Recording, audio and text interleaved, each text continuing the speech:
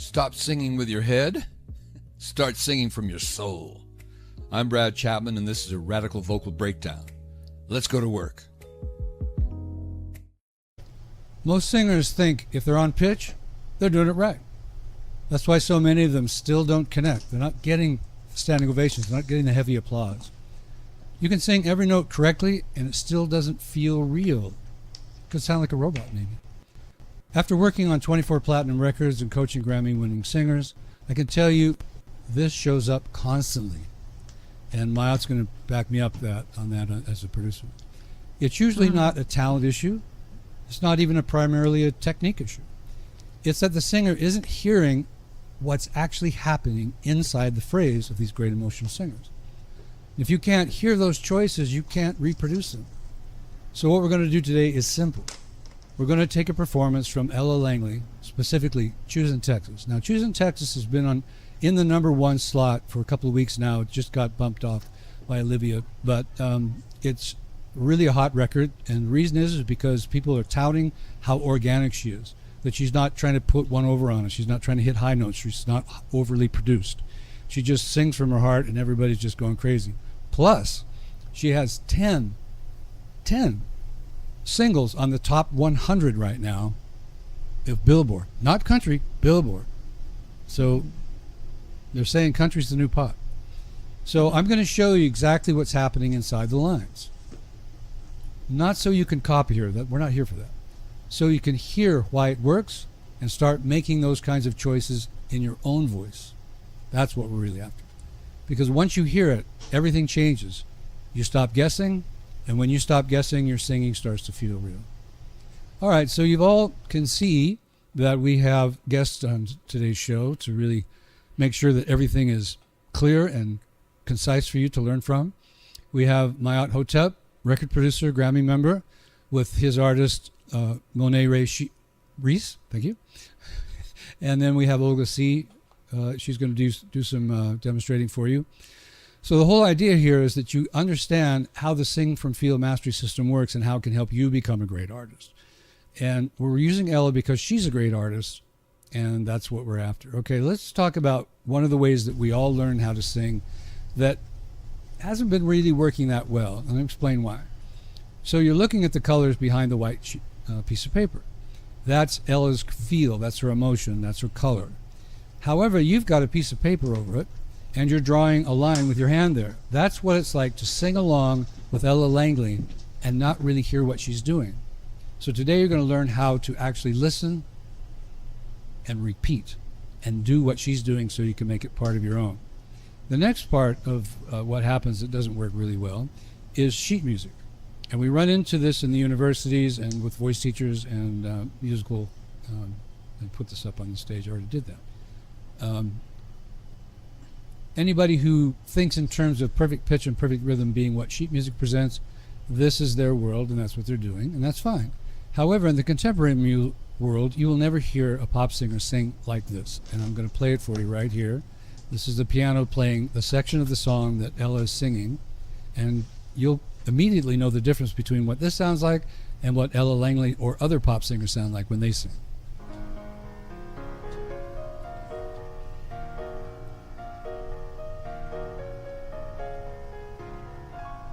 This is the verse we're going to be working on.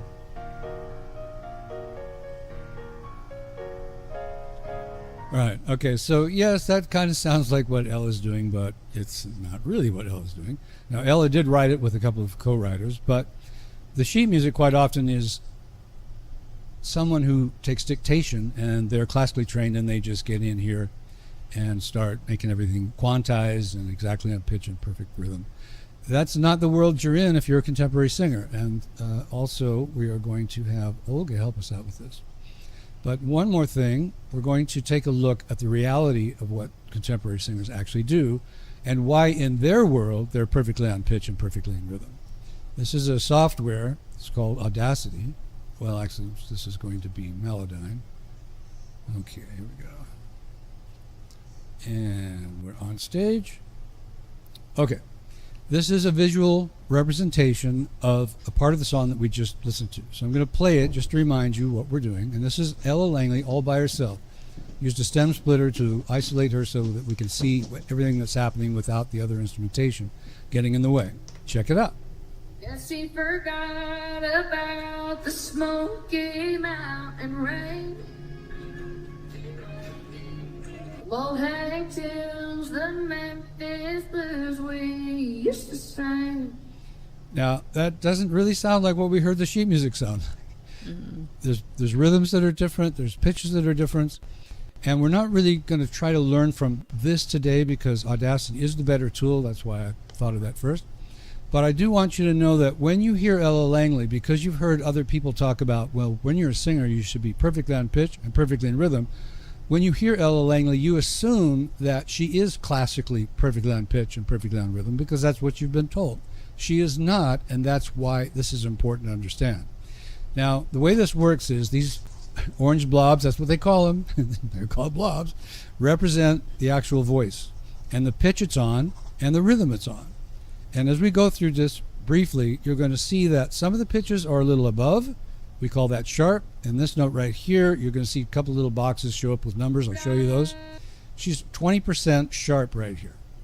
She's even more here, 26% sharp. And all of these little lines right here are the glisses that go through. Now, sometimes these lines represent pitch you can't actually see here. But it's really important to notice that they're there because without them, it's just not the right feel. And the rhythm you see here is, these are 16th notes from left to right, these lines that are vertical, and you cannot see that they're always exactly on the line. You see she's before them, behind them. Again, don't study this as closely as I have. All I'm trying to let you know is that in Ella Langley's world, this is perfect pitch and this is perfect rhythm. And the difference is critical because you've heard auto-tune, right? Mm-hmm. Drop a 1 in the chat room if you've heard auto-tune. Mm-hmm. Now, I decided not to auto-tune Ella, but I did that earlier on my own, and believe me, it does not sound right. Putting her perfectly on pitch and perfectly on rhythm is, whoops, screwed that record up. Maya, you have worked with this, right? Yes. And when you're looking at a vocal like this, and you're mixing, the vocal's done and you're mixing, you haven't decided exactly what you're going to do yet. Do you just automatically put everything on pitch and perfectly in rhythm according to piano music? No. We have a saying that soul is a note between a note, or rhythm in between a rhythm, which it's, I like that. Yeah. Like I close my eyes and I listen and see how it makes me feel.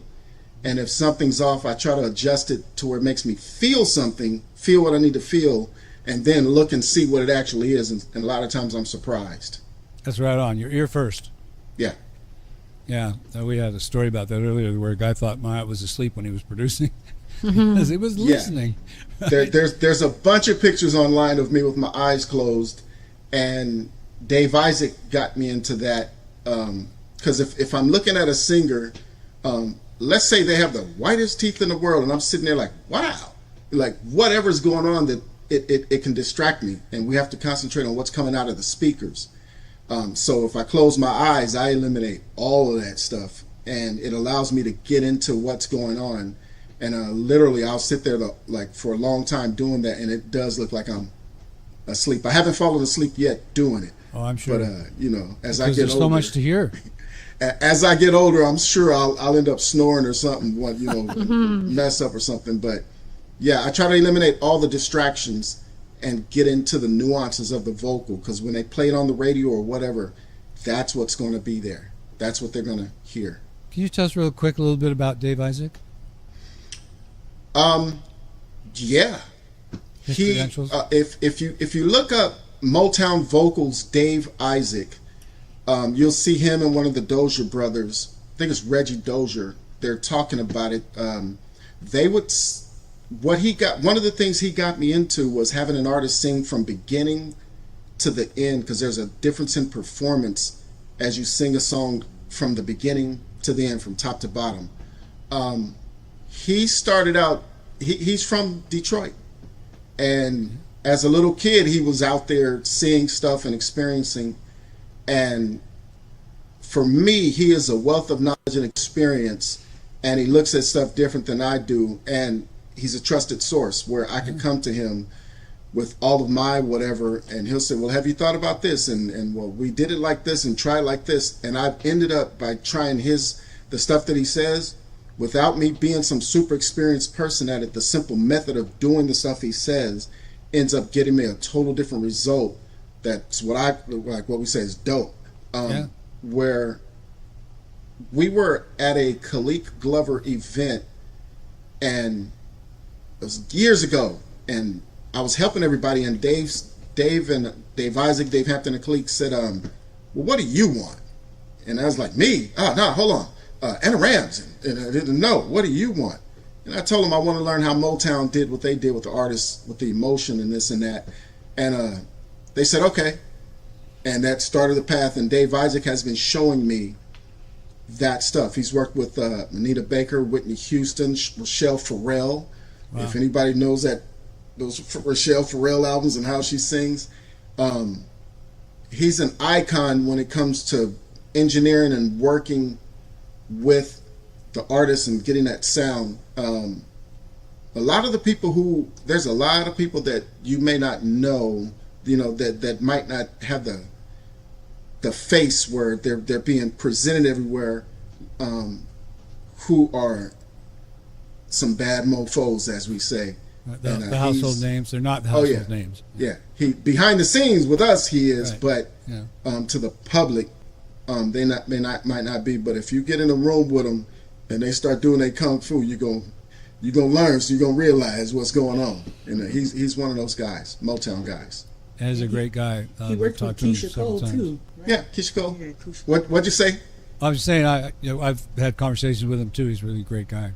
He actually helped write our book. See, let me mention that real quick. So Mayad is the co-writer of the Sing for Feel book. So that's another credit on his side. And what did you just say? He worked with Keisha Cole. That Keisha Cole thing. So with Dave, what got me was if anybody who knows me, I'm a forever student to where people don't even realize I can do what I can do. But I asked Dave, and he's one of the people who actually gave. Like Dave Pensado has this thing. It's a lot of Daves. Dave Pensado has this thing where he was giving. Dave Isaac was giving, and then the results that he would give were just, wow. Those are both great guys. And Khalik is a Grammy-winning engineer as well.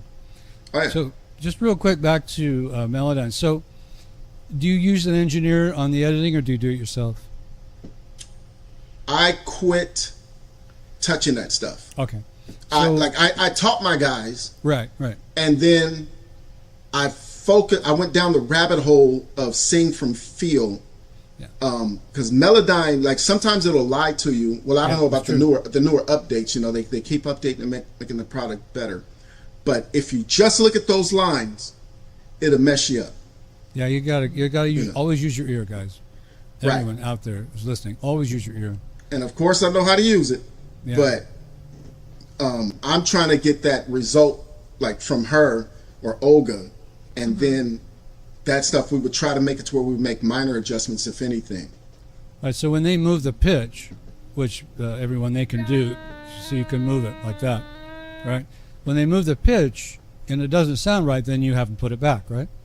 Yeah, but also, okay, so take Olga. Say we want Olga to sing a different pitch. You can move it and say, here's the example, but then she has to sing it like that.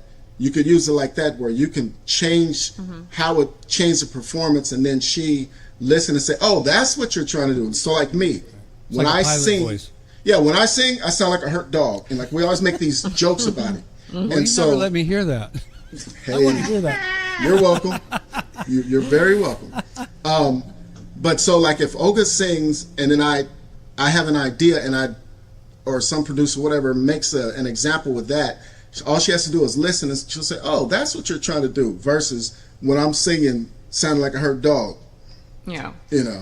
Yeah, it's definitely useful if, let's say, the composer is trying to come up with a little bit of a different melody to support the melody, and so he will change it and say, hey, can you do this so these notes don't clash? That's how I've seen it, been used in that way. And Brad. Yeah. I use it for strictly evaluation. Yes. One of the first things that I did with Melodyne was create harmonies, like a first, third, fifth, the seventh, whatever. And so say I'm working with these two, and I could create the harmonies, and I say, oh, that's cool. But then I could solo the harmony and say, learn this pitch and sing it. Yeah, and they follow the harmonies, and then, you know. It's a great tool, everyone. Don't get this confused with auto-tune. Even though auto-tune can be used the same way, it can be used well. Auto-tune can be used extremely well. And a lot of people use it, do not change the feel of it.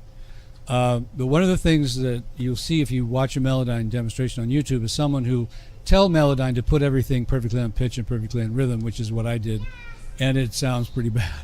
It's just like, no, this is not blues anymore. This is not country. We don't know what this is. So again, I'm just showing you. See, look how sharp this note is. I mean, it's like way off the scale here. 55% sharp. Now these, I'm not saying they're all off. This is really close to being on. It's like only 7% sharp. This one's really deadly accurate, 5% sharp. And the other thing you get to see here is like you get to see these lines. So as I play it this time, kind of envision in your mind what's happening with these lines as she's singing. I particularly like this last little section here. Listen to what she does with her voice right there at this very last part of the verse. Yes, she forgot about I'm sorry. the smoky mountain rain. Old hang tunes, the Memphis blues. Right here. we used Now to right here. sing. Sing again, right? So this is really common in pop and country music. The da, da, da. I really love the little yodel in there, and that's really cool, actually. I think the more personality without being overbearing, the better. Yeah. Anybody have any questions about this? You can throw it in the chat, or if Olga or Monae or you have any questions, Mayat?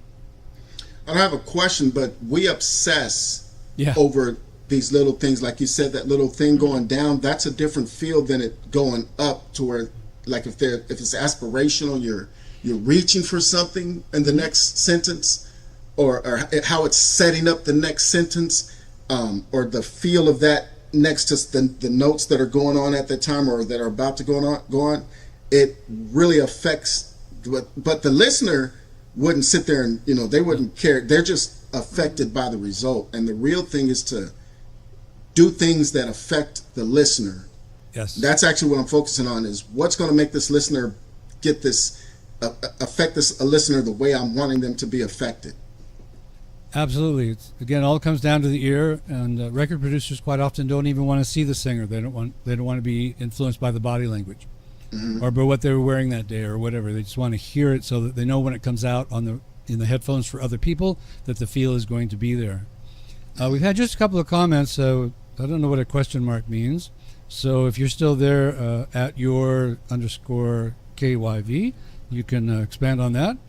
And we had a damn. This is a big W. I don't know what that means. A big W would probably be a big win. Oh, all right, cool. Okay. Yeah, I know one guy just says whistle. So that just means, we love it. And then Robert Keenan said, hey, I'm your first like. Okay, I'm glad you guys are here and you're enjoying this. The next portion of the song of the show, which is going to be a song, is going to be where we're going to be using Audacity, and we'll do some actual learning here.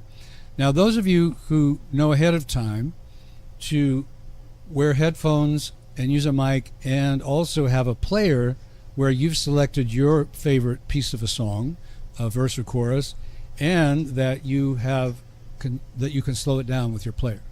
Now, that's not as sophisticated as what we're doing here, but this is really easy to use too. This is called Audacity, and that's not what I asked to come up. Let me close this so I don't have to worry about it again. I know you guys are looking at Audacity, but right now I'm looking at Melodyne, so we'll just cancel it. Can I say something before you start, Brad? Yeah, go for it. So when Brad is working with an artist, let me say it like this. I'd bring an artist to Brad. That artist would put on a pair of headphones. That artist would be there with Brad, and they would actually work on the song. It's like being in the studio, where let's say you're not used to working with headphones. If you're doing all this work with Brad, where you have the headphones on, you have your mic, you're singing, and so that the idea is this is how you work in the studio. Then when you go to the studio, you're used to it. Because where a lot of people, the headphones can throw you off, and make a good singer bad. It can mess you up, yeah. Yeah. And that's part of why Mayat chimed in on the Sing for Feel book. He's more on the recording side, knows more about it than I do. So he helped us to understand compression and limiters and so forth. And so there's a lot of great things in the book besides what we're going to show you here.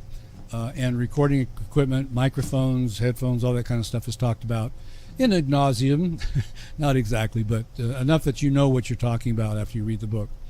Okay, so here's the way this is going to go. We're going to play Ella singing here on Audacity, just to remind you with the music what this sounds like.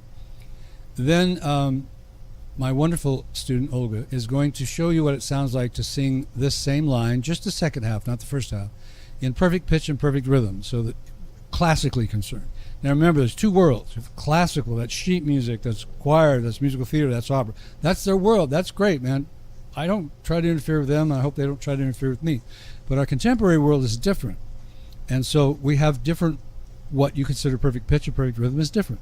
Like Mayat said, when he's listening and he likes what he hears, if it makes him feel something, that's perfect pitch and perfect rhythm. And that's what we're going to show you today that Ella does so extremely well.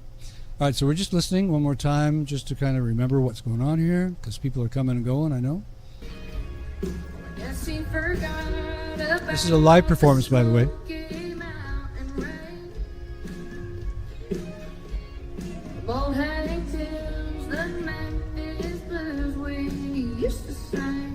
That's so cool. Now, I don't know what Olga will do, but on the sheet music, it was like ba ba da ba ba, right on pitch, right on the rhythm. Yeah. Wait, what was that? Ba da. Didn't sound at all really cool like this. Okay, so I'm muting Ella's voice. We can do this because we used a stem splitter. Look that up, and you'll know what I'm talking about. Okay. And follow along the best you can, so that you're learning something, not just chiming in to see what's going on. Here we go. Here you go. So this is the first half. Yeah, now you Oh. Oh, take to the Memphis blues, we used to say. Not so great at the yodel. Well, I mean, being perfect. At the yodel, yes. Let Everything. me give you a little more music before we start. So remember, the first half of the verse is only your introduction. All right. All right. So all of you out there who's following along, once you've selected a phrase, you can't just come in right on the phrase. Otherwise, you like, oh, you don't know where the rhythm is, where the pitch is yet. So you always want to be listening to the first part of the phrase or one phrase before the other, so that you have a sense of where the beat is and where the pitch is, so that when you actually start singing, you're in the groove. So when you have a song and you have an introduction, you get that already. But here, Ella's not here to actually teach us. We're using her recording. All right, here we go.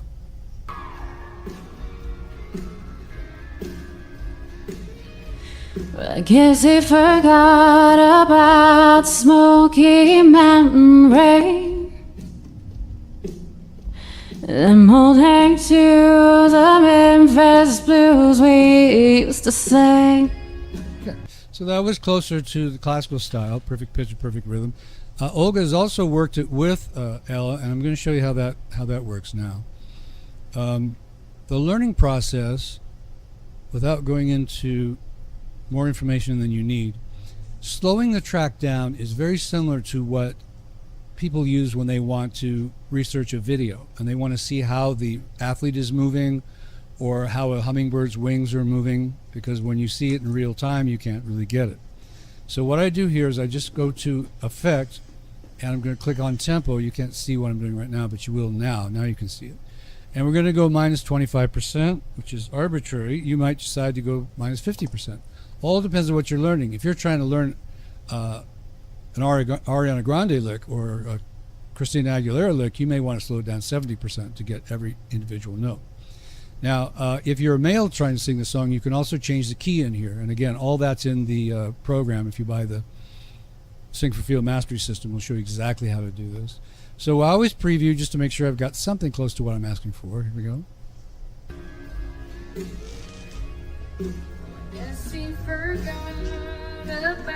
Yeah, that's it.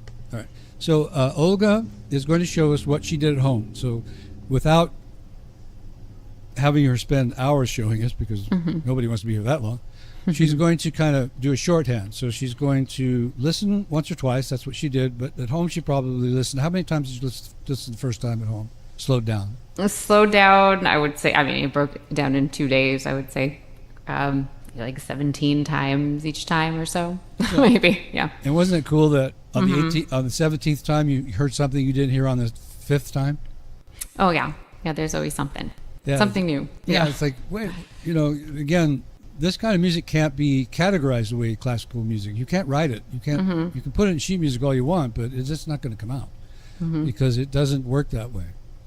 All right, so she's going to listen twice, and then she's going to sing along. Now, she actually knows how to create the unison, but on purpose, just to show you how this works, she's going to be off rhythm and a little off pitch. She's wonderful. She's helping us out here. Be kind.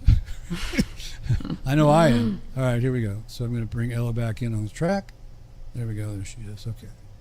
We're all listening. We're going to gain something here. And let's do this. I'm going to play it once at this tempo. I'm going to ask you a few questions. You and I will kind of talk a little bit about what we heard. This is something new, having a producer as a guest, so I'm kind of improvising here. Then we'll bring it in and have Olga listen twice and then do the singing. But I want to get Mayat's feedback here. So Mayat knows what he's listening for because he's seen my show before. Here we go. So this is the introduction. Okay. We're just getting the feel of it here. There's some great information here, but not today. Here's the part. Monae to the Memphis Blues we used to sing.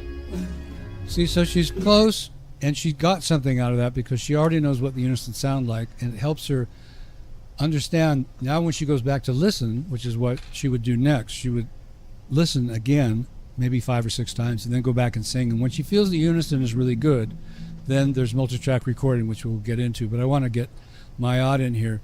Were you able to hear any details that kind of you didn't hear at the original tempo, Mayat? When you slow it down, you can actually hear what's going on. Like if I'm watching Bruce Lee and he does a real fast punch, and all I know is I got bopped in the head and knocked out. Whereas if somebody's where they might slow it down and it shows that he hit me with his knuckle, and right when he hit me he shifted his hip. I can see the little details, pick it apart and say, oh, and start utilizing that. So see the kinetic chain. Yes. So as the singing was going on, it might sound like it's a straight note, but you might, as you slow it down, you might hear the little wobbling, and something that you hear is emotion. You might actually get to hear what it's doing emotionally. Like if it sounds angry, you might hear the initial, right when the sound first start, it does something and it does a wobble, and like whatever it's doing to cause that emotion, you actually get to analyze and say, oh. And when people are teaching you how to sing, what do y'all call that? The vibrato. Vibrato. Thank you. Anything like vibrato when they're doing the runs. A lot of times they have you do it slow, and then you increase speed over time, but you get the mechanics of going slow to get your voice and your ears tuned into what's going on, and then you speed it up. But you analyze it slow so you can actually see the details. And I clearly heard it. My brain had to go to work on her voice, on Olga's voice, plus her voice. They were doing 2 different things. No, that's fine. They were doing 2 different things, but my brain actually was working to hear what Olga was doing and the other one, and there's you can hear the little differences when you slow it down. Well, I'm going to play it one more time without Olga singing, and then I'm going to point out a couple of things. And actually, there's one thing that's really cool in the first half of this second verse, and I'll point that out in a moment. But let's put our listening hats on, because if you've been watching the emails and the posts I've been making, I made a very strong point out of if you can't hear it, you can't do it. And that's what I'm proving today. If you can't hear it, you can't do it. If you think, okay, I'm just going to go sing and I'm going to be great, maybe you'll win the lottery too. I'm going to do what Ella's doing, but I don't even know what she's doing. Exactly. Yeah, and that's what tracing does. We go, okay, yeah, I got it. I'm going to go. And when we were on tour and doing cover songs, sometimes we didn't have time for this. And now, actually, at that point, I didn't know how to do this anyway. But I was thrown up on stage after working with the song for a half hour, so I just did the best I could. So there's those situations, but we're talking about you at home, working on your craft, making yourself the best singer you can be. But anyway, let's listen. Here we go. Guess he forgot about the Smoky Mountain rain. Okay, I'm going to pause that right there. She goes, Smoky Mountain Rain. Not mountain rain. Mountain rain. That's very important in today's music because it sounds like she's talking. I just came back and I just came home from the mountain range. If she said mountain range, she would be country anymore. Yeah. So you have to remember there's certain rules within a genre. So if your voice teacher or somebody's telling you got to have perfect diction, mountain rain, I'm telling you, when you go put that in front of an audience, they're not going to know what to do with it because it just sounds weird and they don't know why. But if you do what Ella's doing and you come across more like you're speaking, and the little squeak in her voice was emotions, that's feel, that's emotion. I remember I used to think that was just something you did because you were cool, but I've learned now it's all emotions. Okay, I'm going to play the second half of this. If I could say real quick, I feel like people feel authenticity. Oh, They definitely. feel when it's coming from your actual soul and it's not just Being sung. you singing. Yeah. You're absolutely right, Monae, and that's exactly what a record producer who sells records and a record company who sells records would tell you. They know better than to try to create perfect products based on classical music. And all we're doing here is helping singers get educated on the other side of the wall here, because unfortunately on YouTube and everywhere they're always hearing perfect pitch, perfect rhythm, blah blah blah. I know every once in a while you'll see a YouTube of a bass player who says, hey, if you're not playing the groove, forget it. And that's what he's saying. If you play perfect pitch and perfect rhythm, you're not going to work. Not going to work. You've got to feel in the groove. You've got to be in the style of the music, but not always in the pocket. And I've heard that talked about too. You've always got to be in the pocket. Well, the drummer does because he's got a click track. He's got to be deadly with that metronome, but the singer doesn't.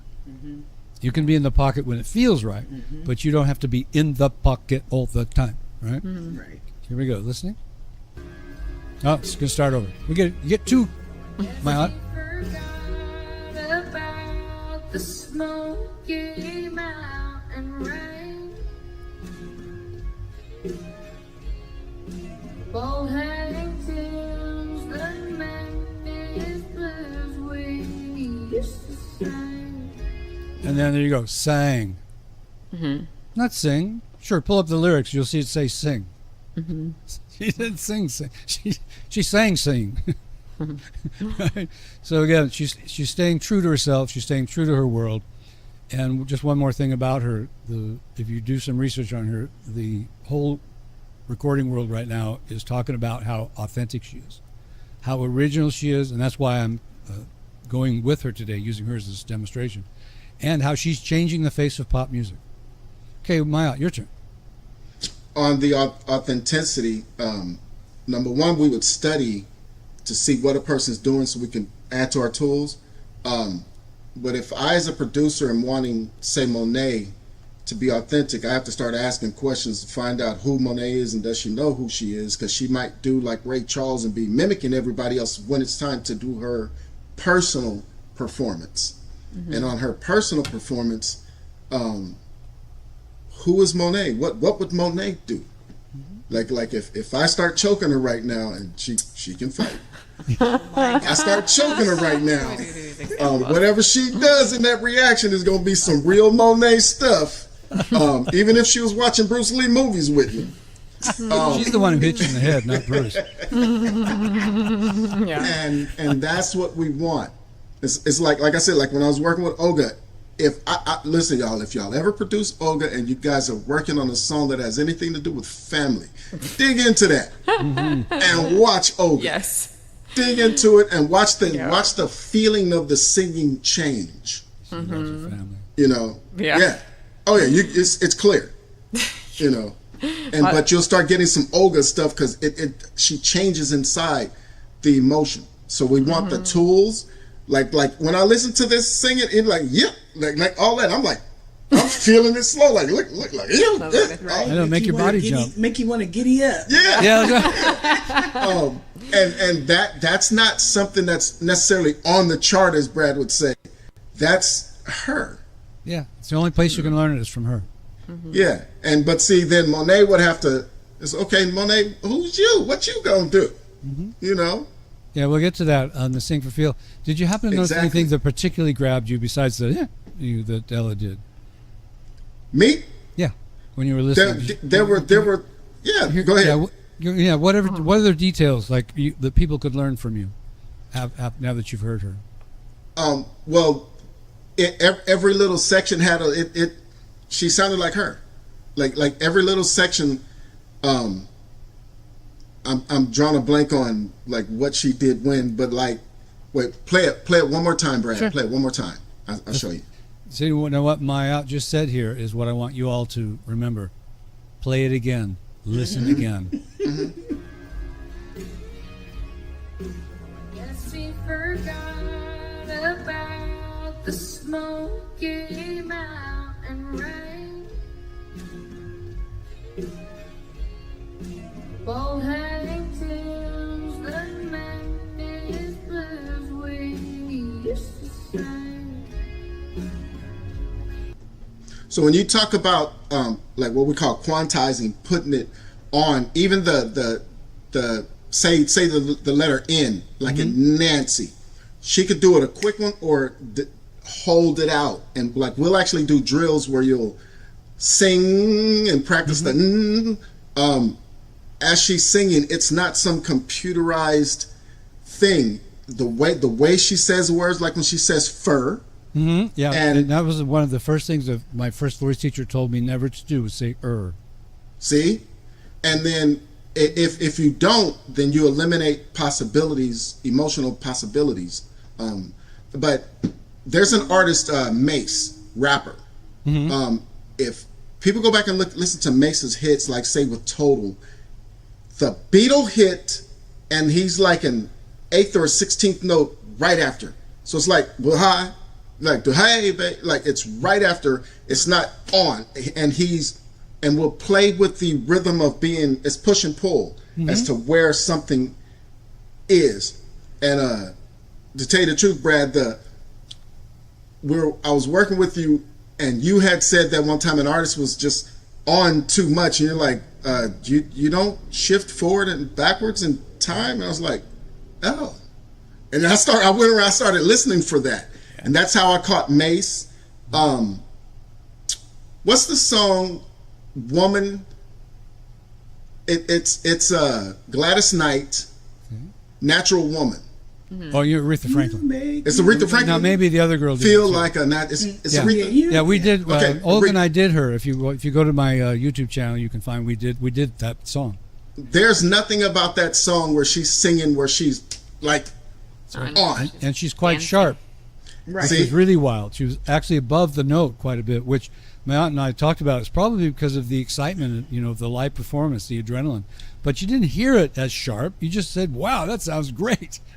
There's an emotional movement that's going on. Like when you get excited and you know what, there's an emotional movement that's going on. And she's doing that as you slow it down. And whenever you guys go back and listen for that, the little held out, how she starts individualizing, listen to the nuances of the movement of the ebb and flow. We're hearing it. Yeah.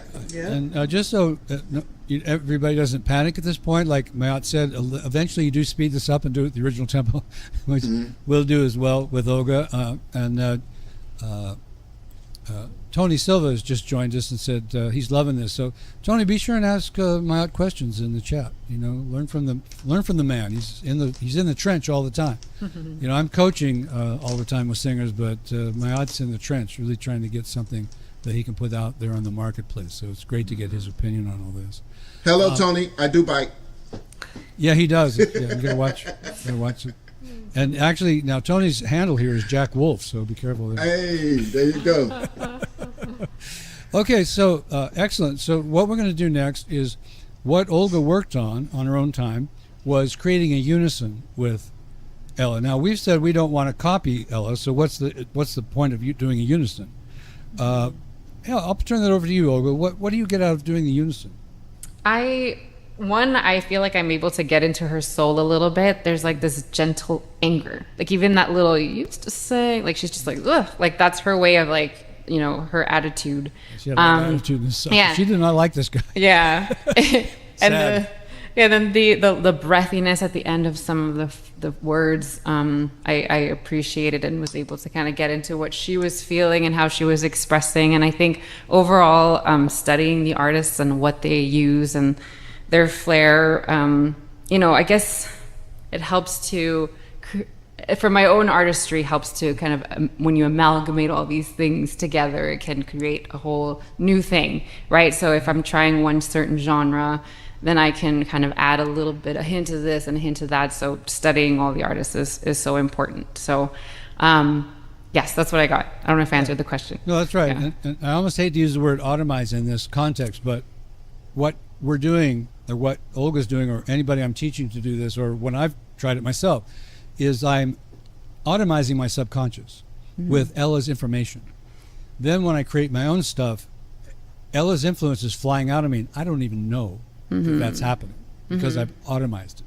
Yeah. And that's what we're talking about. That's why we're saying we're not trying to be Ella. We're not going to try to produce a record that sounds exactly like Ella Langley. That's you might as well just put AI on and let it do it. You know, it's like, who cares? And I just want to mention that really quick. Everybody's afraid of AI, and I get it. But when you're a creator, you have a much better chance of AI not affecting you in a negative way. And I won't let Mayotte go into his soapbox on this because he'll go on forever. But we will talk a little bit about it. AI is a great tool. Tell us just briefly, Mayotte, how you use Suno. Okay, well, first let me respond to what, yeah. So, and hopefully you'll chime in too. If I'm able, when I go to sing or rap, whatever I'm doing, play the fiddle, if I have 5 moves, I'm stuck in that. If I go and say it's playing the fiddle and I listen to someone who does a whole different thing, I now expand out of that box. And what we learn in, like when we would learn Kung Fu, we would do all this training, but then when it's time to fight, you let all that go and just be. Yeah. And so that stuff affects you. And it's the same thing. All like that.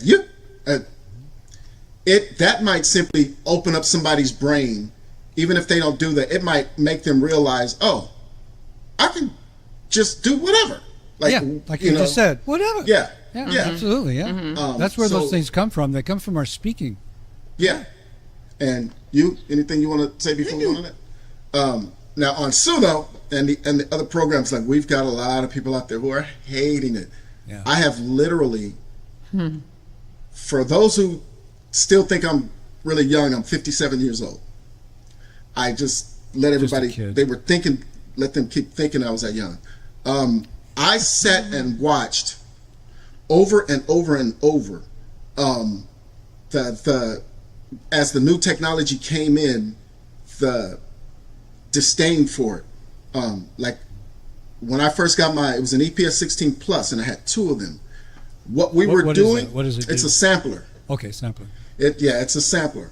It cost me $2,600. I got 2 of them. You remember that? Yeah. Oh yeah. Oh yeah. Yeah. I remember that. But again, that when the drummers, to this day, the live drummers are here and they add something. The drum machines also add something. Right now in Suno, as much as people are hating it, there's a lot of people out there who've gotten sued. Yep. Let's just take one aspect of it. A lot of people who've gotten sued. So if I go and I take like Sting, I can get sued. But if I create an instrumental with Suno, if I like chopping up samples, I can chop the stuff up myself, not get sued, and have this original sound. So for me, I'm if I get tired of getting sued or getting takedown notices or anything like that, there's that. We have something with her where this guy did a dope beat. It was dope, but he didn't have the original files where I can go in and mix it, or somebody can go in and take the kick, snare separate. So we did the recording, did the mix, and then I muted everything except her vocal, threw it into Suno. I told Suno to copy that instrumental, and it gave me a cleaner version of that instrumental. But the other thing that it did was, as it added sounds, her vocal was playing as it was processing, and it made it to where it stayed out of the way of her vocal while the sound was there. In other words, it mixed it. Yeah. So you hear her vocal clear, and yet you hear the other music that was there. And what do you do with that information?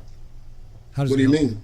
Well, in other words, you just heard AI do that. Now, what do you do with that information? Do you actually send it out as AI recorded it, or do you use it? That's going to be a release. Oh, okay. Oh, yeah. Right. I've got two different versions of that. That's going to be a release. So it's really her singing. Right. And okay. he's going to get the composer credits because he composed it. Right. And then, like, there's the original composition that she may put out.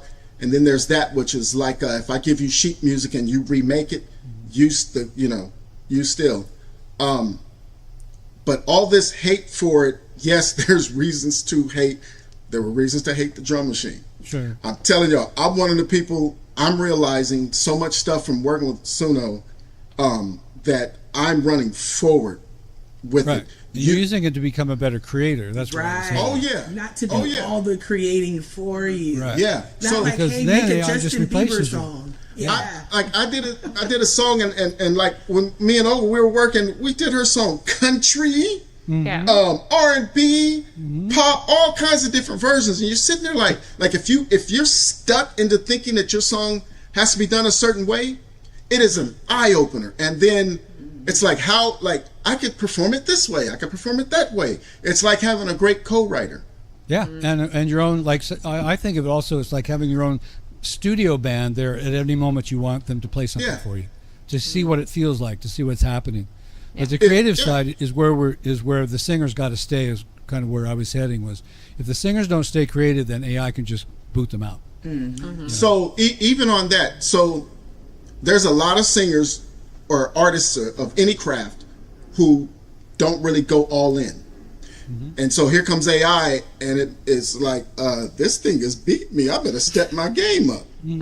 Now, when we say iron sharpens iron, AI could be the iron that you use to sharpen your iron. It's like, this thing just sang this better than I did. Yeah. You tell it to sing it angry, and you're halfway singing angry, you're halfway invested, and AI did it better, more emotional when I say better. So, but when you go to perform live in front of an audience, now I remember the Chipmunks. I love the Chipmunks. But they had these songs. It's a trick, yep.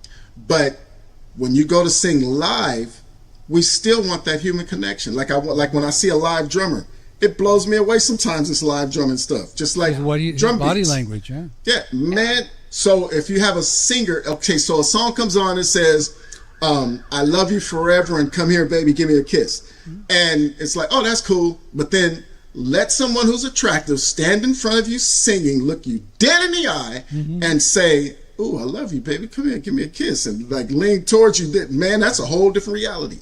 Yep. But that's what you got to do on the mic. Yeah, the human thing is still going to be around.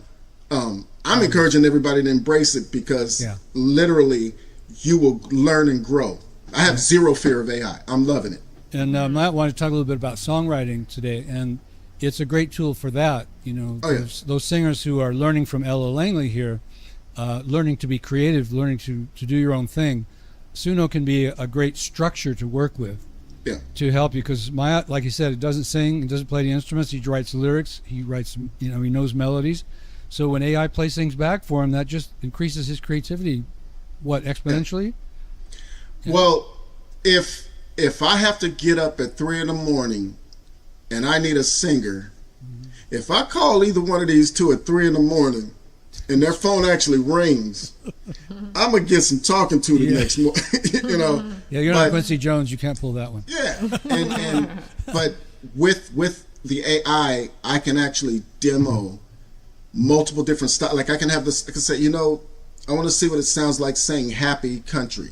I want to see what it sounds like angry R&B. Whatever. I can sit there and get different versions and figure out what do I really want. Change it into a man. So when it was Quincy Jones and them and that unlimited budget, that's how I feel now. Yeah. I'm like, oh, I got kind of an unlimited budget. I can afford this $10 a month or whatever. Like I actually have the studio version, but I can actually go in and say, I want a choir behind this. I want a gospel male choir. Okay, I want a gospel female choir. I want like whatever, and sit there and experiment like a painter and come up with something and then present it for somebody to. I'm still all about the artist, personally. Then after that, when you go work with Olga or Monae, you have a lot more to offer. Oh, yeah. In instructing them as to what you want. Yeah. And helping them feel it too. You would see producers say, sing it like I want you to slide into it like. Now you can get these demos and hear and be like, you know what? Okay, wait. Slid in. Crescendo. Yeah, you can sit here and know what you want them to do because you have the actual recording. They don't even have to hear it. You say, no, I need you to slide into, like, you can sit there and use this as an example where they don't even hear it and you can talk them through it because you know what you want because here's what you want. You've created what you want. Have you ever slow Suno down and listen back? I have not yet. That would be interesting. Yes. But what's beautiful is I can sing sounding like a dog dying, sounding like Olga, yeah, and say, yeah, make it sound like a blah blah blah, and it'll sing it as long as I have the melody and I get the emotion and type it up. It'll take that and stop. It won't be me singing anymore. It'll be somebody actually, Or strings. I've tried the Suno Studio where I just say, I want this melody to be like that. Call and response. I say a response to be this melody, and it's awesome. I think it's so great. Did you sing the melody? I sing the melody, and then it would turn it into a cello or violin or something that. Yeah. So it's fun. Yeah. Come on. It's very cool. They used to call that MIDI mic. Yeah. And there's still a program you can do that. You just sing into your mic at the notes you want. So if you want the bass to go boom, boom, boom, boom, boom, then when you play it back, it's actually a sample of a bass playing what you just sang. Mm-hmm. So I can bring Mr. Bohannon from Fresno in here and say, hey, I want you to play do-do-do-do-do-do, or, and then he plays it, or I can tell Suno, I can just record that in the Suno, say this is a live stand-up bass, boom, and it plays it. Yeah. Same thing. Mm-hmm. But again, back to the creativity. These are just tools, guys. So what we're learning from Ella is what we're talking about with Suno and everything else. We just want to learn. This show is about learning so that you can create. Mm-hmm. So what we're going to do next is Olga is going to sing along. She's already done the one where she missed on purpose. I'm gonna play it twice for you, Olga, so get the groove. Yeah. Then she's going to do her unison with Ella, and then we're going to record her. And then we'll all listen back to it. And why are we going to do that? I'll tell you. Just hang in there. Here we go. Let me pull this back on the stage. All right. Whoops, wrong software. There we go. All right. Here we go. Guess he forgot about the Smoky Mountain rain. Bald heading tunes, the Memphis blues we used to sing. Okay, playing it again. I'm just going to loop it so I don't have to bother with this. Where'd it go? Okay. Loop.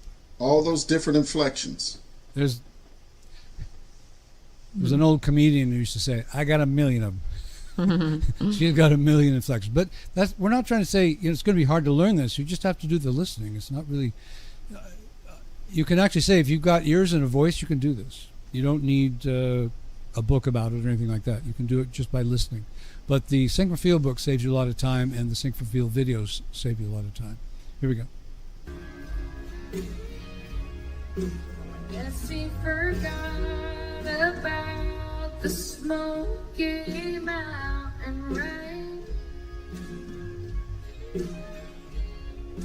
Bald heading tunes, the Memphis blues we used to sing.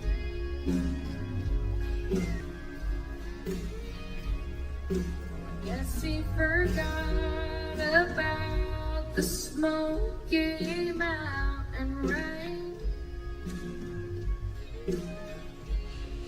The Monae to the Memphis blues we used to sing. Right on. So you all heard how close she was. Now we're going to record her so that she can hear herself back, because it goes back to tracing. We're actually doing some tracing right now. We're singing along with Ella, but how Olga got this close was not by just singing over and over with Ella. It was listening, so that she absorbed, or if you want to say imprinted, into her mind exactly what Ella was doing, so that when she's singing, she's just doing what she heard. She's not trying to catch every little thing that Ella's doing at the time. She's already done that work. So when we hear it back, we'll all get a sense of where it was right. Now, I like to talk a lot about neuroprogramming. When you're trying to learn something new, and this is 21st century stuff, they didn't believe this back in the day, you don't beat yourself up for doing something wrong, because that's what you'll memorize. Your muscle memory will make you always do it wrong, because you kept focusing, that's wrong, that's wrong, that's wrong. So instead, we focus on where was the unison. I got it, I got it, I got it. The parts where you missed, those are going to be obvious. You don't have to think about them. So let's record it so that Olga can move on to the next step. Here we go.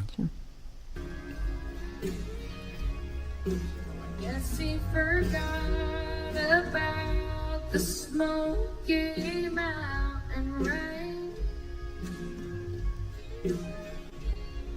The Monae to the Memphis blues we used to sing.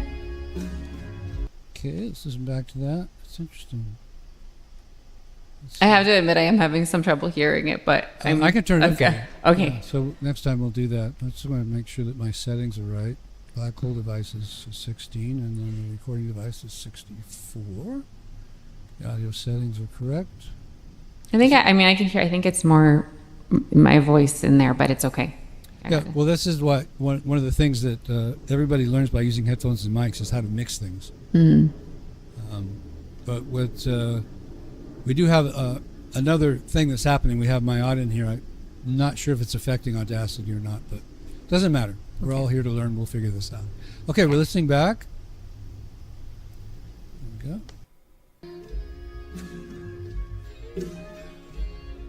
The Monae to the Memphis blues we used to sing. Very close, huh? Did you guys hear that?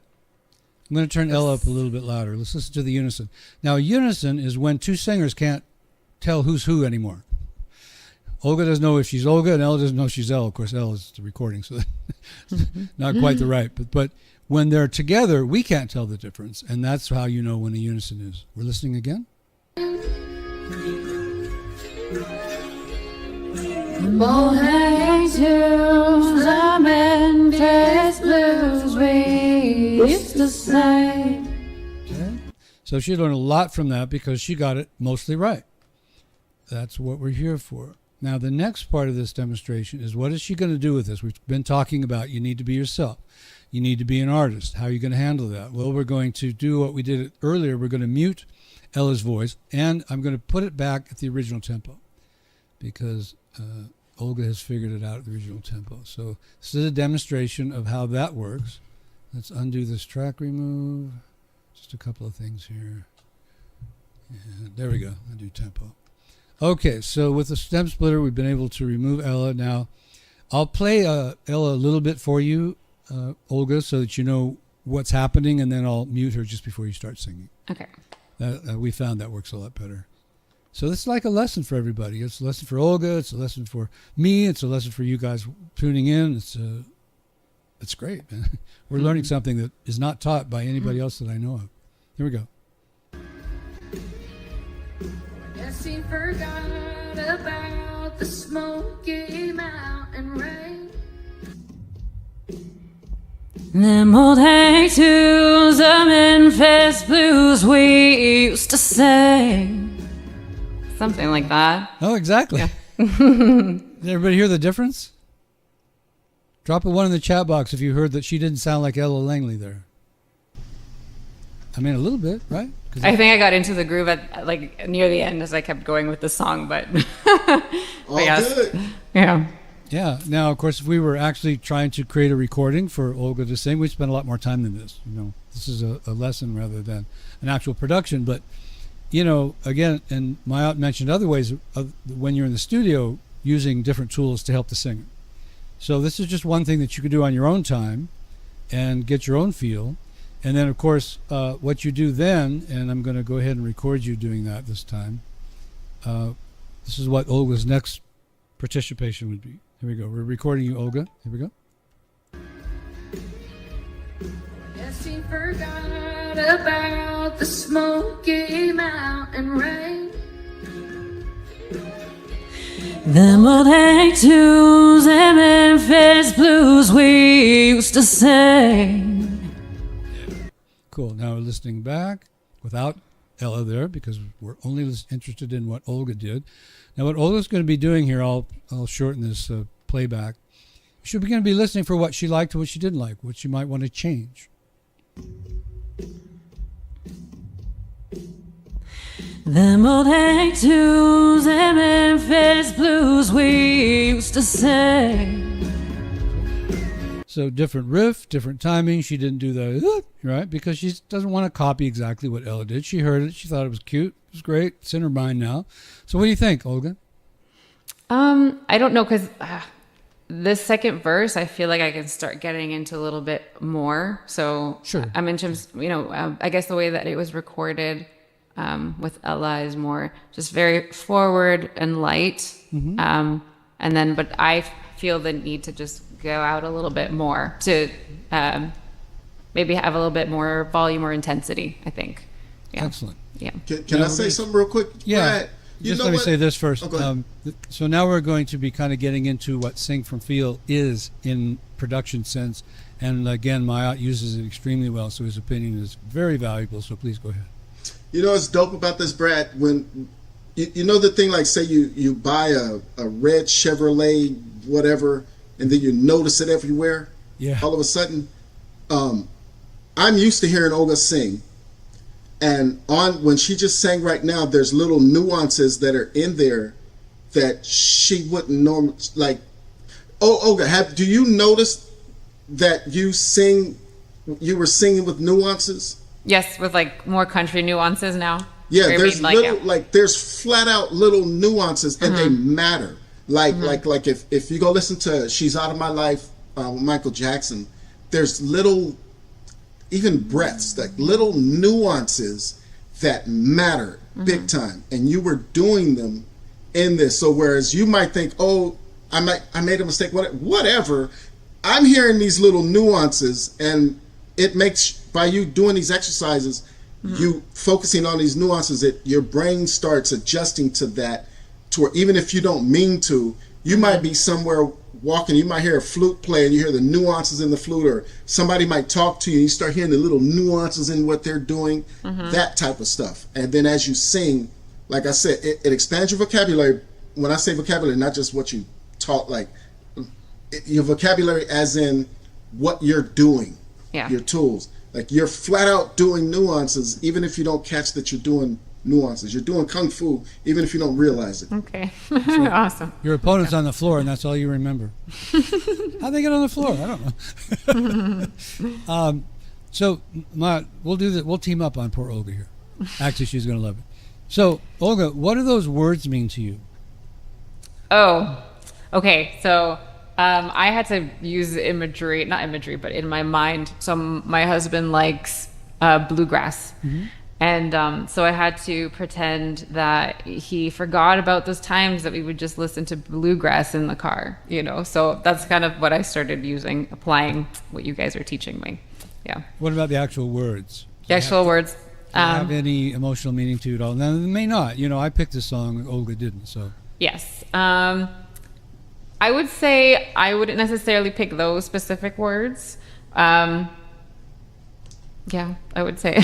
I was trying to relate those Memphis blues and old hang tunes to a bluegrass. That's something that we used to do together. So that's, what do they call that? It's not hindsight, but it's like you're remembering a memory. What's that called, Matt? When songwriters use it all the time. When a song reminds you of a particular time in your life. Like reminiscing? No. Reminiscing, yes, thank you. Yeah. So she was reminiscing. Okay. So that feel comes out. she's reminiscing, so we feel it. Did you hear that, Maya? Well, what I was going to say,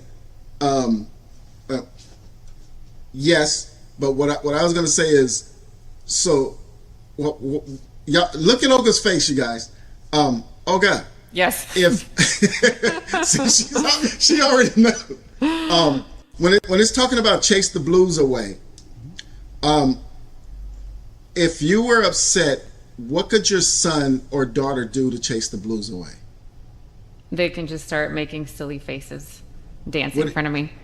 Silly faces and dancing in front of you? Like what? What do you mean? To chase the blues away? Is that what you're saying? Yes. What could they do to make my sadness go away? Yeah, if your son was trying to chase the blues away, what would he do? Chasing the blues away means getting rid of the blues, right? Making you happy and smile. Exactly. So they would dance. Yes. You guys see the reaction that she's doing? Mm-hmm. That genuine reaction. If I say, okay, sing, what's going to happen is, because she's feeling that, sing from feel, because she's feeling that, it will be in the recording, even if she doesn't want it to be. And that's what we're going to do next. Ready, Okay. Olga? Okay. So now I'm Can you assimilate, feel those things inside? okay. See your son. Feel Dancing. chasing the blues away. Got it. And how your reflection of the bluegrass is how they used to sing. Mm-hmm. All right, here we go. This is fun. I love this. All right, so I'll put her in so you can hear the timing. I'll give you more notice this time. We'll go back a little bit so you can feel the rhythm, get into it. He's choosing Texas, I can tell. That'll get you into it.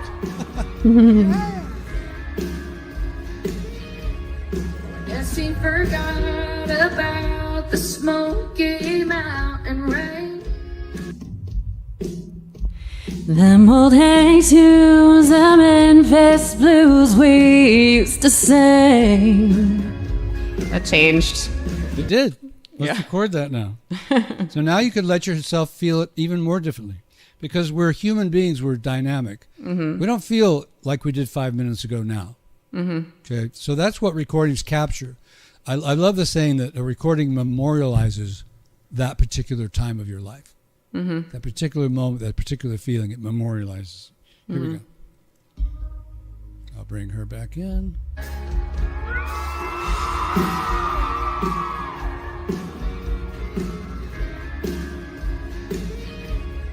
Guess he forgot about the Smoky Mountain rain.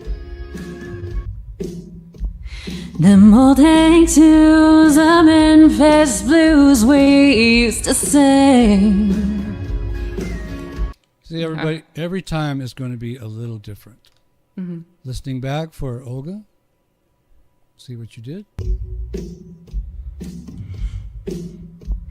Them old hang tunes, the Memphis blues we used to sing.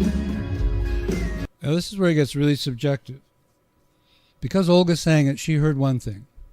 Because Mayat is Mayat, he heard another. Because out there, you're who you are, or Monae, you hear it different too. I heard something different. That's art. Chime in, Mayat. So when people are making movies, if you guys ever pay attention to them, the director may have them do different performances. Because in the end, you might not know what you actually want by just saying it, but you can feel it. And then, say Olga does a performance. Say we have her do 5 takes, and they're all these different things. This one take might be wonderful, but what comes after it might not work with that, and it might be another take that sets that thing up. And so when it comes to the craft, it's not just a performance. It's how does the whole song work together, and then you like she might come in and put a whole different thing together and have us affected. Brad do it and comp these vocals together and have a whole different feeling. All of them make us feel something. But the thing is to have that emotion in there so that we can play with it. Like I have sat and listened to Michael Jackson vocals as a kid where there's 3, I think it was just 3 takes. I thought all 3 takes were flawless personally, but they were all different. And it's like, which one do you use? Oh, they happen to choose take 1. But there's take 2, and say you might want the end of take 1 on take 2, like whatever. But you want that performance inside them. This time when you sang, Olga, there was bass that was out of your voice. It was more like up. There was a whole different feel on this. Just by language. Yeah, just by us having that little conversation and you going into your head picturing your son, your daughter, whatever. Oh yeah, it just totally changed. Yeah. So are you leaning into comping? Or are you kind of talking about comping as well, Maya? I brought it up. That. Do you want to explain comping as it is, how it works? So if I have, let's just take the first verse. If we don't have Olga singing from beginning to end, we're just focusing on the first verse, and we get these different emotional performances. I might like the beginning of take. If she sings it 5 times, I might like the beginning of take 1 and the end of take 5, and you piece them together and see how they work together. That comping is a composition, composite, putting things together to make them work as one. But I've really gotten into singing from beginning to end. Yeah, I like that. Yeah. Oh, there's just this different thing. Stay in the story that way. When you take sections, you kind of, well, what's the story about? I forgot. You know what I'm saying? Yeah. And then there's performances out there where a person can't actually sing what's on CD because there's no breaths at all. Yeah, that's You know, but we might comp a vocal together, which is simply you're taking pieces of the vocal, pieces of the performance, and making a new performance out of them. So, like Bill Kamek, he was saying there's this Guitar Hero thing where he's trying to get this solo down, this long solo, like, man, if he could do it, I could do it. Then he hears Jimmy Douglas talking about he pieced that together from several performances. I was going crazy. And Bill's been for like 2 years trying to get this thing down. And the guy who did it never did it like that. It was a pieced performance. You know. Some people get mad about that. I don't get mad about that. I mean, I might get frustrated because I was trying to get. There's a great story about a flautist who was playing along with this record, and the flautist on the record was playing a note she couldn't find on her flute. Just didn't exist. And then she finally got to a workshop where this flautist was there, and she went up and says, "How do you get that note?" They says, "Well, they sped it up." So they changed the pitch on the recording, so it's not possible to play that note on the flute. But as a producer, you know, Maya, what you're trying to do is give people something of value.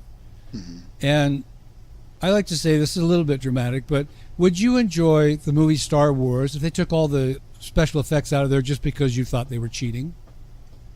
Not at all. We love the special effects. Yeah, so they're just special effects. Comping, adding reverb, adding echo, maybe sometimes moving the pitch a little bit because it feels better.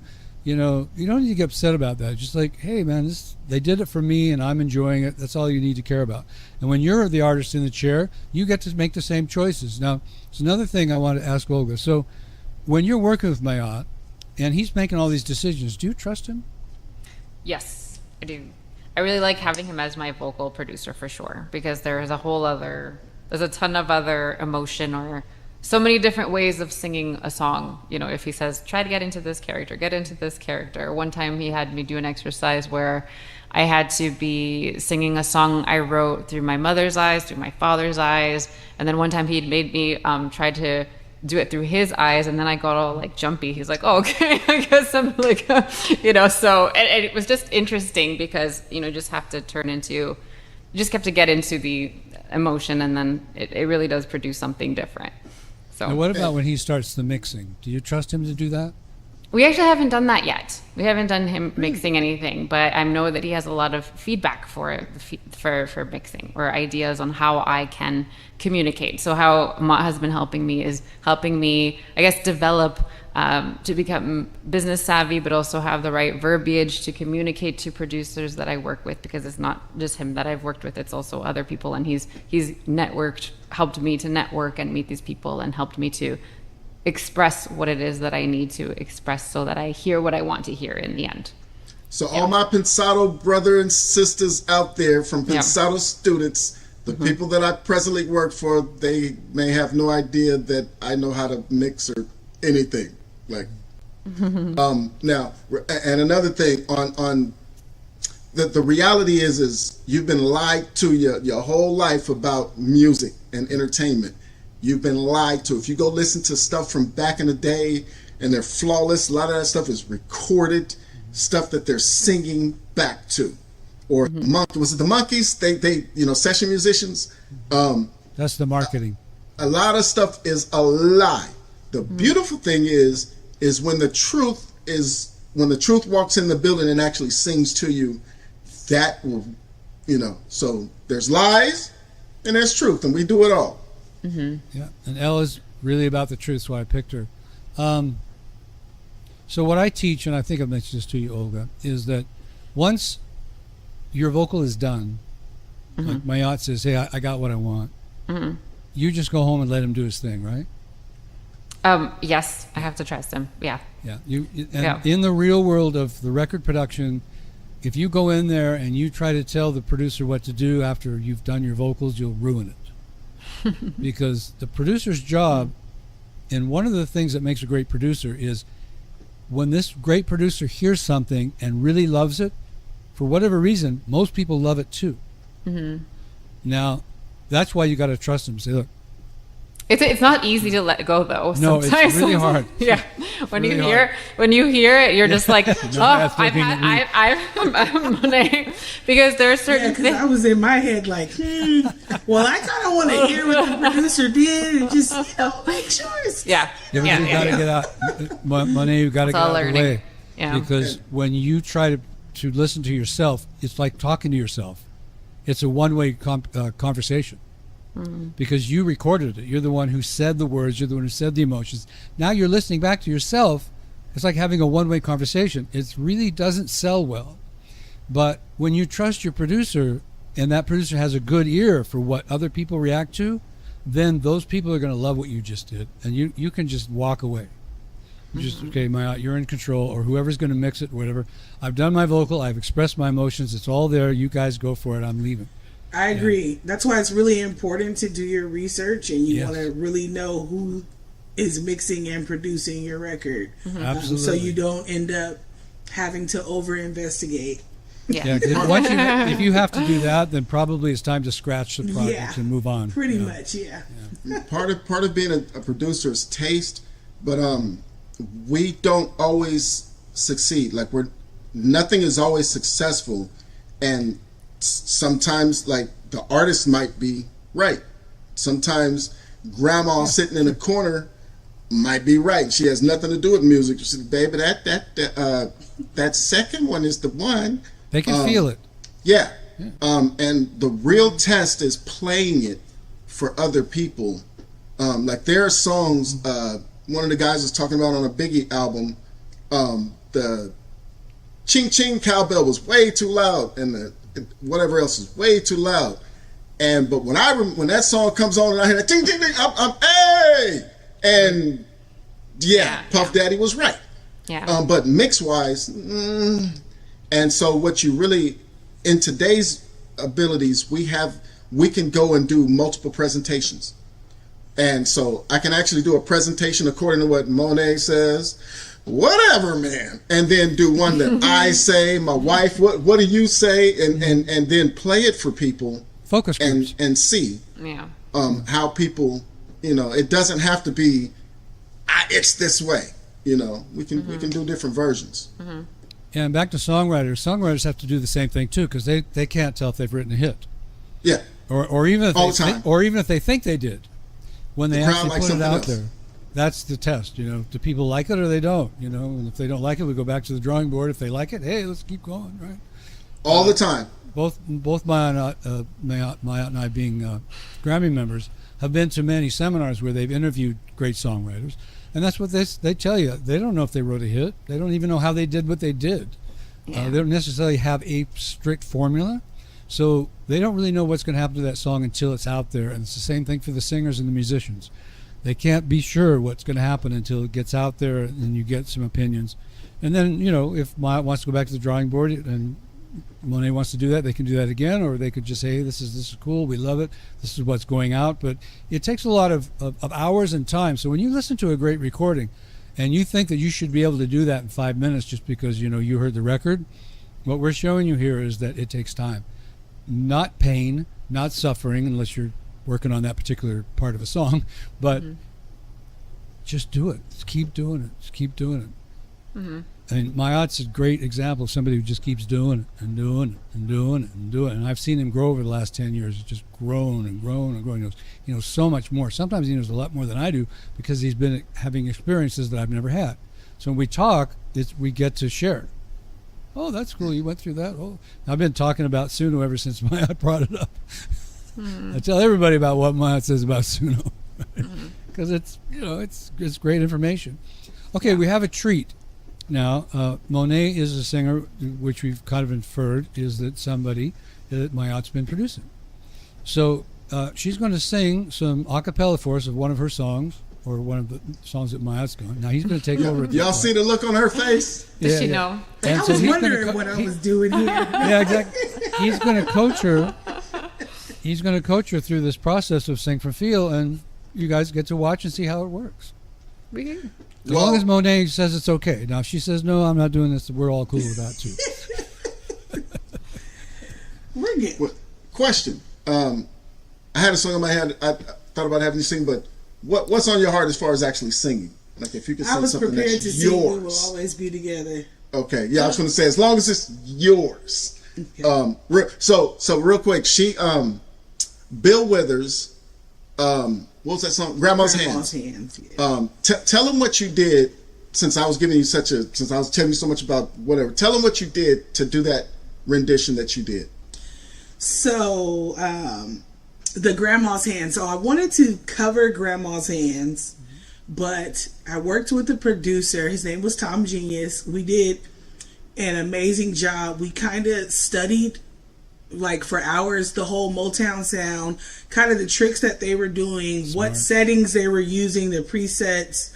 We even went as far to kind of see how in the video on the guitar they would kind of put the sponge in between the strings to get that certain sound. So we were trying to kind of size up the things we were watching in the documentaries of achieving the Motown sound. We were watching like original recordings of Michael Jackson and how he even got those songs. And then what we did was kind of try to find it in the presets on the computer. So I will say Tom Genius did an amazing job at that. And it sounded, we used absolutely no auto-tune.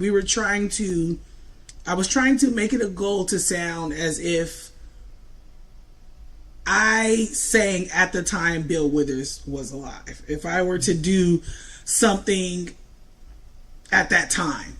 Instead of at this time. I was trying to kind of go in a time capsule, and it came out amazing just from studying like everything that they did, certain pitches that they would use, like having the breath in there, which I notice like a lot of artists these days, they kind of cut the breaths and little things that I think add more feeling to songs. They kind of take it out these days. Sometimes that's the engineer, not the singer. Okay, yeah. I like those things. It makes me feel it more, and so it just came out really beautiful, and it sounded like it was my version of Grandma's Hands at the same time that Grandma's Hands actually came out. So it was really amazing, and it was fun to go into a deep dive to really understand the dynamics of how they were recording at that time.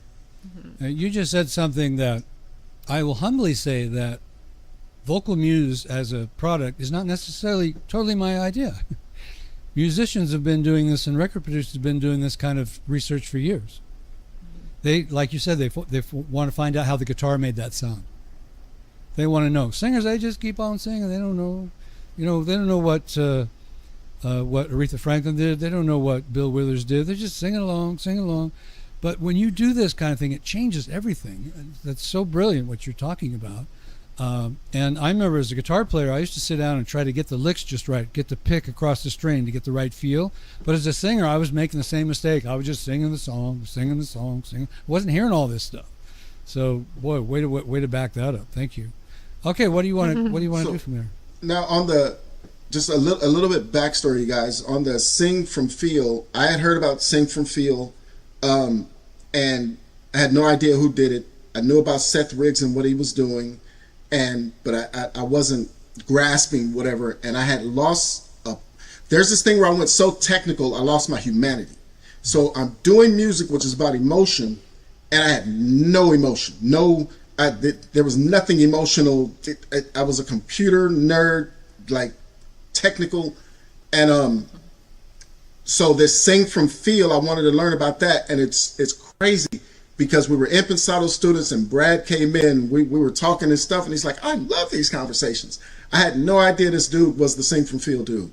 I had no clue that he was the one who created Sing from Feel.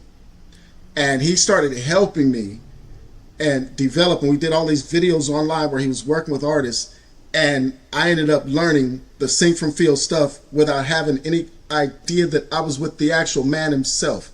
But it helped. What he did was help me. He's part of what helped me get back to my humanity. Because I'm telling you, if you had worked with me during that time, there was nothing about emotion.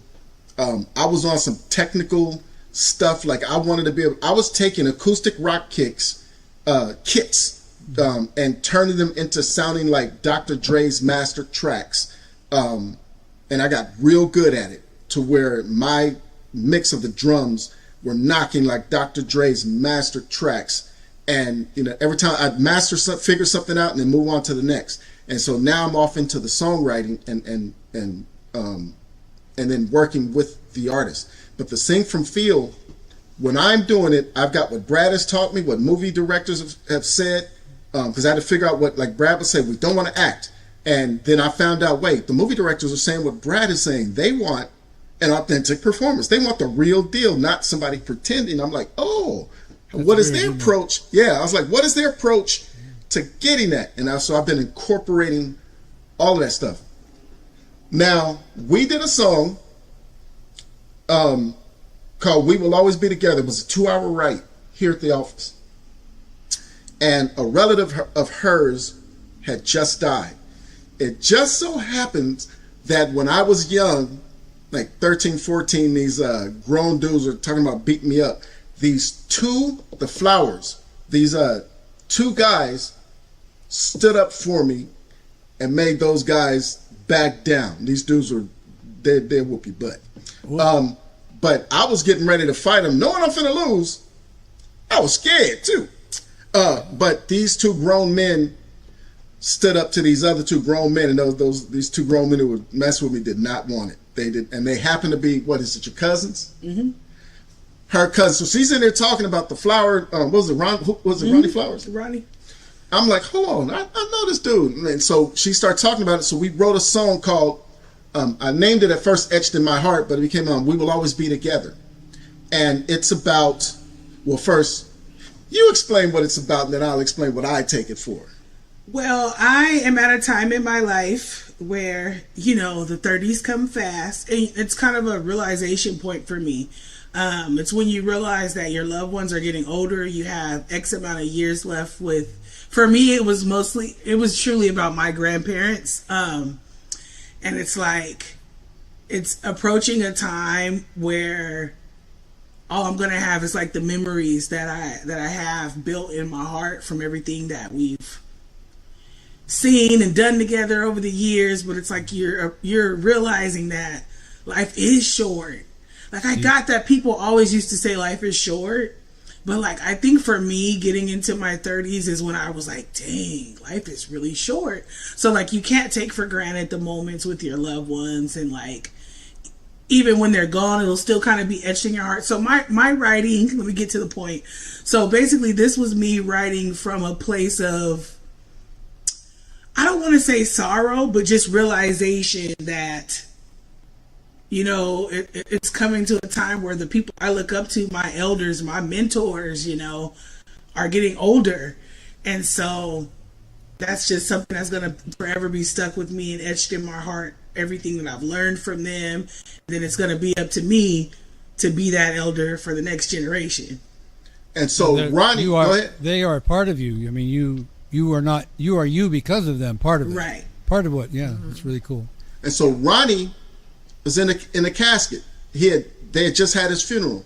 I'm sitting here like, one day I'm going to be able to go and thank Ronnie when I find this dude, blah, blah, blah. And then here she ends up talking about Ronnie Flowers. And I'm like, hold on now.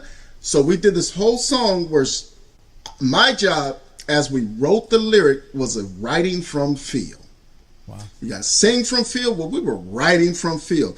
I'm sitting in here egging her on, doing my best. I don't know what she think I was doing, but I was sitting there like, okay, I need to make, what else could I ask? So Monae, so he was in a casket, and explain how he looked in the casket.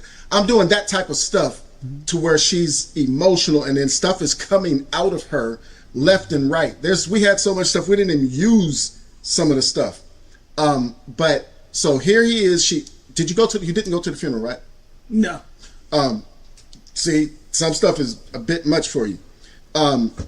So here's this funeral that just took place. She's feeling some kind of way.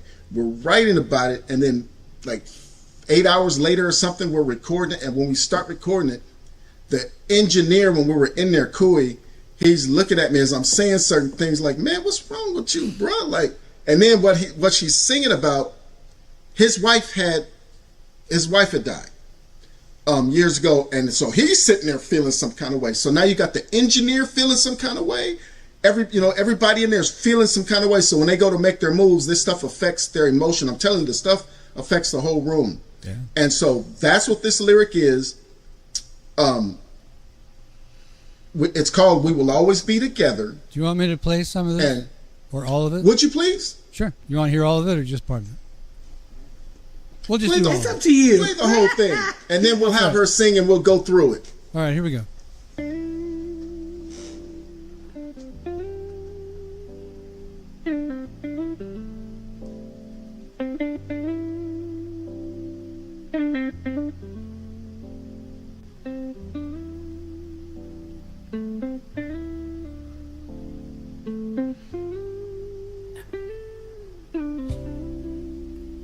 Everybody's getting old, and so am I.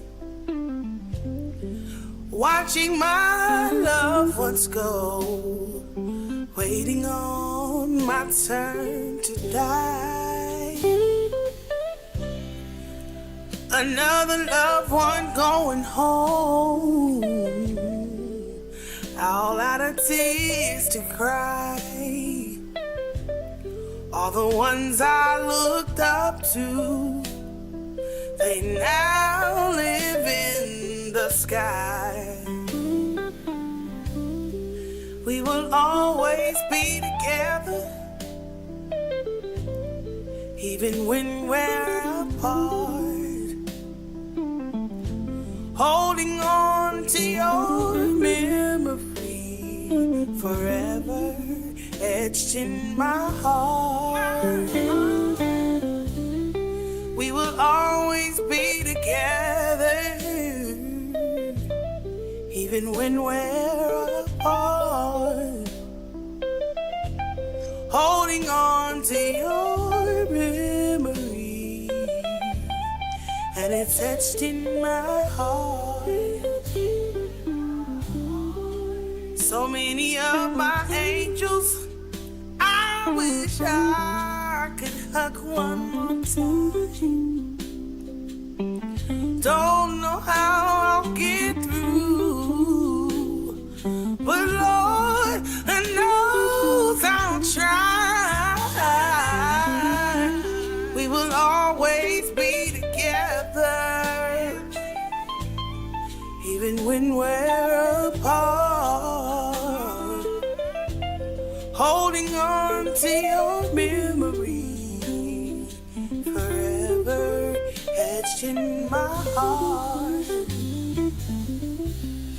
We will always be together, even when we're apart. Holding on to your memory, 'cause it's etched in my heart. See, home is not an address, Home is not a building. Home is not a location, no. Home is a feeling, yeah.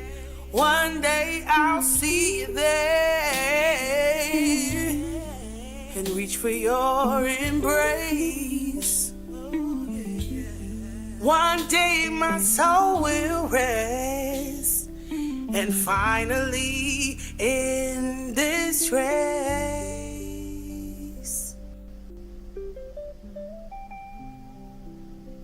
We will always be together, even when we're apart. Holding on to your memory, forever etched in my heart. Well, Yeah. I'm honored that Sing for Feel had something to do with that. Yeah. Oh yeah, bro. Yeah, I'm really. It's- And hold, so now, now watch, Brad. So Monae, I'm gonna die before you. So I need you to pinky promise that you'll sing that at my funeral. Pinky promise. Y'all see this, right? She pinky promised and sing this at my funeral. I want my family to hear this. Okay, After I get pulled out the casket. So again, this is a couple of days after the funeral. I'm in there saying stuff to trigger her, and it's what we call a cold game. Like I'll say stuff that Brad wouldn't say this stuff. Like Brad's a nice guy. Who says? Me, man, and like when Olga was crying, and she got into it emotionally, and we were like, ooh, the engineer's looking at me, like, but that emotion that came with Olga is like, wow, whoa. So on singing this, we're not gonna get all like what I did. I'm not gonna do you all like that. It's real dangerous when you ask me to work with an artist. Whenever I'm out there working with the artist, you guys be careful of what you write, because that's what we got to get into. Mm-hmm. So You if don't want to feel it. Don't get my heart in there. Yeah. It's such a vulnerable place. So Same if with you're- me. You may have noticed this, Matt. Sometimes when you're working with somebody, and all of a sudden they feel something, you can tell right away they didn't want to be there. yeah, and they'll run from it. And Yeah. oh yeah, Yeah, and then you got to deal with that. yeah. Maybe being a great artist, or at least this particular subject matter, maybe we should avoid. Artistry has a lot to do with therapy sessions. Yeah. It really goes together. Yeah. And thank you for writing this song. Honestly, it is so beautiful. Like every time I had heard it once before, it got me teary again. I'm like, oh, I was so excited. I'm just, yeah. And, I love it so much. Monae and I were talking a little bit before we started the show that, when you do something so powerful like this, you're going to draw haters. And that's okay. That's proof that you did an incredible job. So anybody who ever hears this thing and goes, I'm not into funerals, and that's good. They felt that you were into funerals, and they didn't want to be there. That's sometimes that's better proof than when they tell you how great you are. Mm-hmm. Now, of course, money really tells you how great you are. Because they're not going to shell out money for your concert. They're not going to shell out money for your recording unless they really feel something. Right. But I was thinking that, man, if anybody didn't feel that, I don't know, maybe they should see a psychiatrist. It's like, you must be really blocked up inside if you didn't get any sensation of that song. What a great duo you guys are. And see, I'm going to ask friends, musical friends. I'm going to send them the acapella and say, look, I don't want to tell you what to do. Compose something to this and see what everybody does. I want to hear all kinds of different renditions of music done to this. But now, would you like?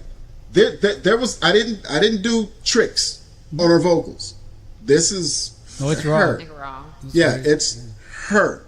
See, And you and Ella Langley, man, right on the same page. And she's going to do stuff where she has auto-tune and she's going to do all this artistic stuff. But like when I tell her, when you get with me, we're going to do this. And you want to learn, I would like for her to learn the auto-tune stuff where she can go anywhere she wants and she doesn't have to depend on the engineer for the tricks that she wants. But now with me, what I'm focusing on is that type of thing.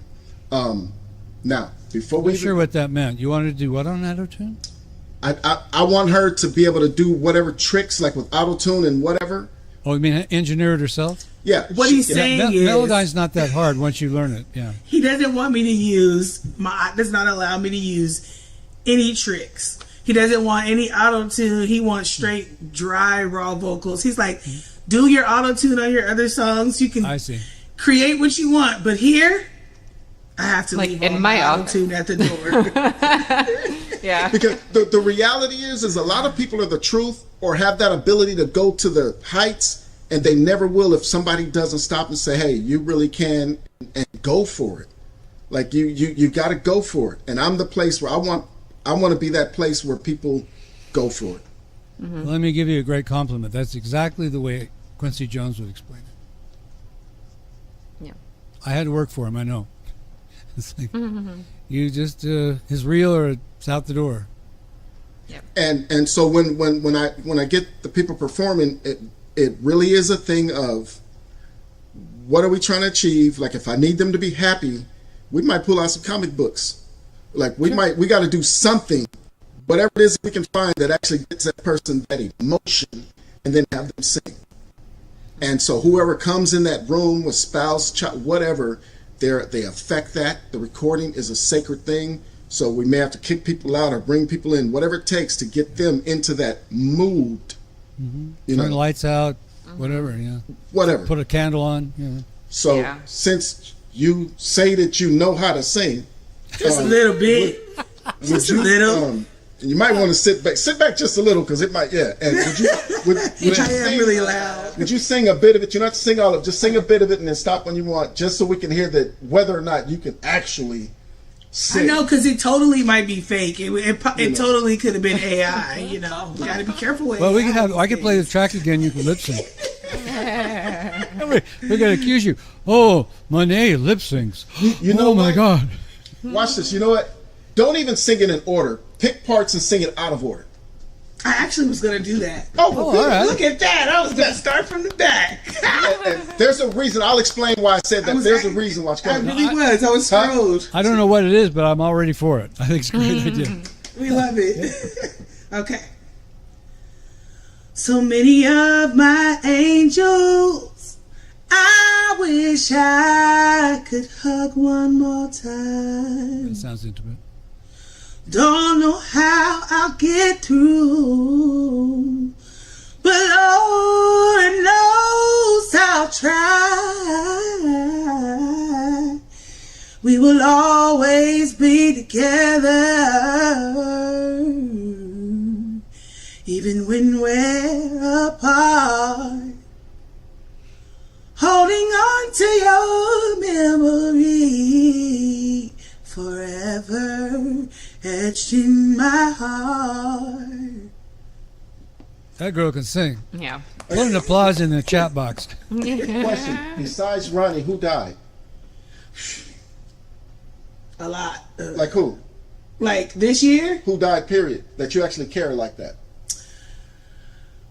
my neighbor's mom, who was kind of like my godmom, my uncles, my brother. Your brother? What brother? What do you mean? I lost a lot of people. What do you mean your brother? Yeah, I had a brother who was killed. I also had a couple. I was close to my boy cousins, so I've lost a lot of male role models in my family, I would say. And then it's more so getting my heart prepared for like losing my grandparents. Is the feeling in this song. Who got killed that just messed you up? My favorite cousin, Anthony Washington. How We did called Anthony him die? Wayne. How did he die? Gun violence. What do you mean? What happened? He was shot. Did you see it? No. So you didn't see any of the bloody clothes? Nope. Nothing? Did you attend the funeral? Yes. What did you see? I had to sing at the funeral. What did you see when you looked in that casket? Him, my cousin. Yeah, what did you see?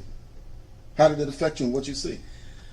I mean, Could we ask what did you feel when you looked at it? yeah, what did I feel? I was just like, I don't know. I don't really know how to put it in words. It was just, I didn't expect to see him in that way that young. I expected us to get wrinkly together before I had to deal with something like that. So And it was like we had just seen each other, and we were just like, dang, you're doing so good. He had started accomplishing all his goals that he wanted to accomplish, so it was pretty. So if you could put all that unexpected. into 2 or 3 words, what emotions did you feel during that thought process? I would say a little disturbed. Mm-hmm. It's probably the best word I could come up with right now. What you feel is your business. You know? we just want to kind of get into it and say, oh, how does that happen? And actually, I have kind of a question for you. 2 questions, and then we'll let. I don't mean to interfere, but I just want to get these out for singers. There's 2 things that singers want to know. And do you have a gospel church background? I do. Yeah. So they want to know how you do the riffs. Okay. And they want to know how to growl. How to growl? How to growl. Like, right? Okay. Oh, you did okay. that. You did in the song, on the recording, you did that. And you can either say I'm crazy or whatever, but when you made that sound in that recording, were you thinking, I'm going to growl? No. Right. I didn't know I growled until you just told me that. Oh, really? Let me play it for you. It was right about 2 minutes. I didn't realize it was a growl. Oh, yeah, check it out. It was right about 2 minutes. I kind of trying to mark it. Hopefully I'll get the right place, but let's listen back. Wish I could hug one more time. Don't know how I'll get through. It's a little farther back. There we go. But Lord, Oh, you had a little bit of it there, but so many of my angels. there it is. Okay. Yeah, so people Like a little how do you do grunt that? in there. They want to say, how do you do that? And they're asking me like it's a technique. But you see, it's not a technique. I have to give credit to my granny. So I grew up singing in church. I was doing full ballads at 4. So I'm one of those people who, you have your musicians that are like F major, F minor. I have no idea of all that stuff. All I know is that's not on key. Yeah, and that's not on key. And it's due to my granny. She's a piano player, and so I was singing at weddings, doing songs from Kelly Price and Kiki Wyatt. Some kind of difficult stuff when you're little. So I think it just came from just that gospel background. A lot of like the Clark sisters, just the things that I grew up listening to kind of molded me into the singer that I am. And then I already have like a kind of raspy voice. So I was like, you know what? Let me play off that and kind of just... But it was really purposeful there. So let me play it again and tell me what emotion if you can remember, what emotion did you feel when that growl came out? And it's etched in my heart. So many of my angels, I wish I could hug one more time. Can you kind of... It's the feeling of how you would actually feel if you got to hug somebody that's really gone. It's literal. It's Everybody like listen to that's this. how This is that's how gold. it would sound if you know, if you have a grandparent or a mom or dad or a sibling, and like you wake up and like they're there and you get to have one last conversation or one last hug. It's just probably how I would sound. If I could pay you $1 million for that, I would. That information, all of you that are watching this now or listen to this later, that's incredible information. Now the other thing is the riffs. Everybody wants to know, you know, why the riffs, and do you know when and why you're going to do a riff? Never. Okay, that's interesting. I'm not one of those people. I know there's some artists that I've actually studied, because I study like the artists that I like. Yeah. And there are some that, like one of my favorites, Jasmine Sullivan, her riffs are just untouchable. But another mentor of mine made me realize some people sit there and they study those breakdowns. I mean, and then it gets easier to kind of just create. So I think it's probably a mixture of like learning some scales from like gospel artists that I was listening to, but then I just hear stuff and I just do it. Do you know if it has any particular emotional content, like whether you do or don't do a riff? I feel like I do the riff when I feel it emotionally. There we go. Yeah. To fit in. And sometimes I use my riffs to just fill in a gap or a space, and I just feel like if the beat may not necessarily have anything right there, but I feel like something should go right there. So I'll just, I do just something. I'm like, okay, it sounds better with that right there. That's right. So check it out, everybody. She automized all the stuff she got in church. That's in her subconscious, and all of the singers she listened to and everything. Now, when she feels an emotion, this is why we say sing from feel. She has an emotion, and because of all that information in your subconscious, it just goes. It's just there. So when you want to use riffs, and you're just using them just to put them in there, you guys out there who are thinking, oh, riffs are cool, I think you're wasting your time, because if there's no emotion in those riffs, they have no value other than to try to impress somebody.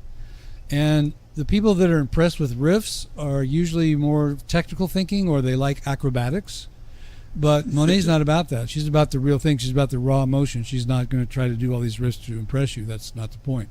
They're there because when she feels something, they just come out. And this is excellent, Monae. Thank you so much. You're welcome. All right, my auto, get out of your way. Go ahead. Now, on both of those, I'm going to give an example. Say you have a plush white carpet that is expensive, it's dirty, and you spend, say, $1,000 to get it cleaned, like shampooed, smelling good, it's fluffy, and then me and Brad been out there playing in the mud, and we come in and we're finna walk on this carpet. That feeling that's that growl. Yeah, exactly, yeah. That's what that is. It's not just I'm growling, it's an emotional expression. Absolutely. That. Now, on like your grandmother, right? We know your grandma gonna die. I got my boxing gloves. I saw in the that look. backyard. I don't think you saw that look, my aunt. I think you're dead. I was looking dead. You're like dead and you don't know it. What's your grandmother's name? Omi Cormier. Miss Omi, right? Miss Cormier. So I went to school with her grandmother's son, Jacques. He's one of my buddies. We went to the same high school. And so this is his niece. I'm in here working, and this is his niece. It's like I got to take care of my folks. Yeah. Miss Cormier, what was your cousin's name? Anthony Washington. What was that lyric? All my angels? So many of my angels, I wish I could hug one more time. He's one of your angels, right? Mm-hmm. And you wish you could hug him, right? Now, if he was standing right behind, Anthony's cracking, bro. Anthony's standing right behind you. It's on my nerves. Anthony's standing right behind you, and you have to tell him that. So sing that. Anthony is standing. That would be tough because and touch her back when she gets ready to sing this. When she really communicates with you, touch her back. Sing that "My Angels" thing to Anthony. I feel like it's kind of sing third that person. To angel thing to my Anthony. All right. So many of my angels, I wish I could hug one more time. Don't know how I'll get through, but Lord knows I'll try. Keep going. We will always be together. Ooh. Even when we're apart, holding on to your memory, because it's etched in my heart. See what I mean? And all I'm doing is trying to trigger her. You got that, and then you ask her, how does it feel? You start doing those questions that Brad is asking, like, how does that feel, and this and that, and you get them deeper and deeper off into it. I'm not looking to force her to sing a certain way. I'm looking to have her tap into the emotions. And if she did anything where, like Anthony, step back, bro. If she, sometimes I say we don't teach, we expose, we bring out. Not necessarily. I mean, sometimes I'll teach, when it's applicable, but quite often when you're working like my aunt's working with you, he's trying to learn about you. He's trying to find out what you are, who you are, what you feel. That way he can guide you through the process. Now imagine we turn off the lights and she's singing. I'm saying this type of stuff. I say, all right. I say, Anthony, who else? And she give me these names. I see, I'll put your arms around her, hold her hand, put your hands on her shoulders while she's singing. And she, ain't no telling what she finna perform. But yeah, we might hear some snot in that recording. And some saliva building, all kinds of stuff, and it should come out. That's that ready original to Motown feel. That's You human. notice they did that. Yeah, all bad. Yeah, I've had women crying in the recording session. The only problem is sometimes they can't get through the song, Exactly. and you have to find a place where they can feel Yes. their emotions, but not to the point where they just can't sing because you Right, get so that's choked true. up, right? And if you're with me, we're gonna practice Yeah. you being able to sing through it. We're gonna practice because to me it's just another obstacle where you train and you practice to get through that. It is. Yeah. Especially when you have to sing at the celebration of life. Yeah. Oh That my God. Yeah. Definitely. Into those. Whoa. That is definitely a test. Because I do that often, and a lot of the family members that did pass, I was the one who had to sing at the homegoing celebration. So it was literally choking back tears because you want to be able to execute the performance. However, you're emotional. So. Congratulations that you did it. So I hope y'all caught the difference of when she first sang and I then did. she Yeah. sang She that, extroverted. and we can keep going down the rabbit hole. Yeah. Now if she writes a song about fighting and she mad, I'm in trouble. Cause Yeah. 'Cause she I can don't punch write you right about out. that. yeah, I might have to do something to make her real mad. And I know some stuff, and then we'd be ready to fight. Be like, look, engineer, do not stop recording. Well, don't you know that's what the glass is for, Maya? Hey, You go, It's we gotta go bulletproof. to, Don't you know like, that? hold on, y'all. Let's we lock go this to door. Amazon and get those real giant boxing gloves that are like this big, so it doesn't really hurt. Right. But yeah, we are trying to capture and generate and capture real emotion. And some of it, like some people, they can't even access the emotion. So when you start asking, how does that feel? They don't, it's like, how does it feel? I don't know. Well, no. You have to go keep down digging. that rabbit hole. Yeah, and you they have to start, keep digging. they start being able to say, well, it feels like blah, blah, blah. And even when they start explaining, it feels like when I was 7 years old, when my mama took that belt to me and I was in the right and she didn't realize it. And they get on, and once you see this emotion that you need, you hit record and say sing. Yeah. And let them, go through it and do it.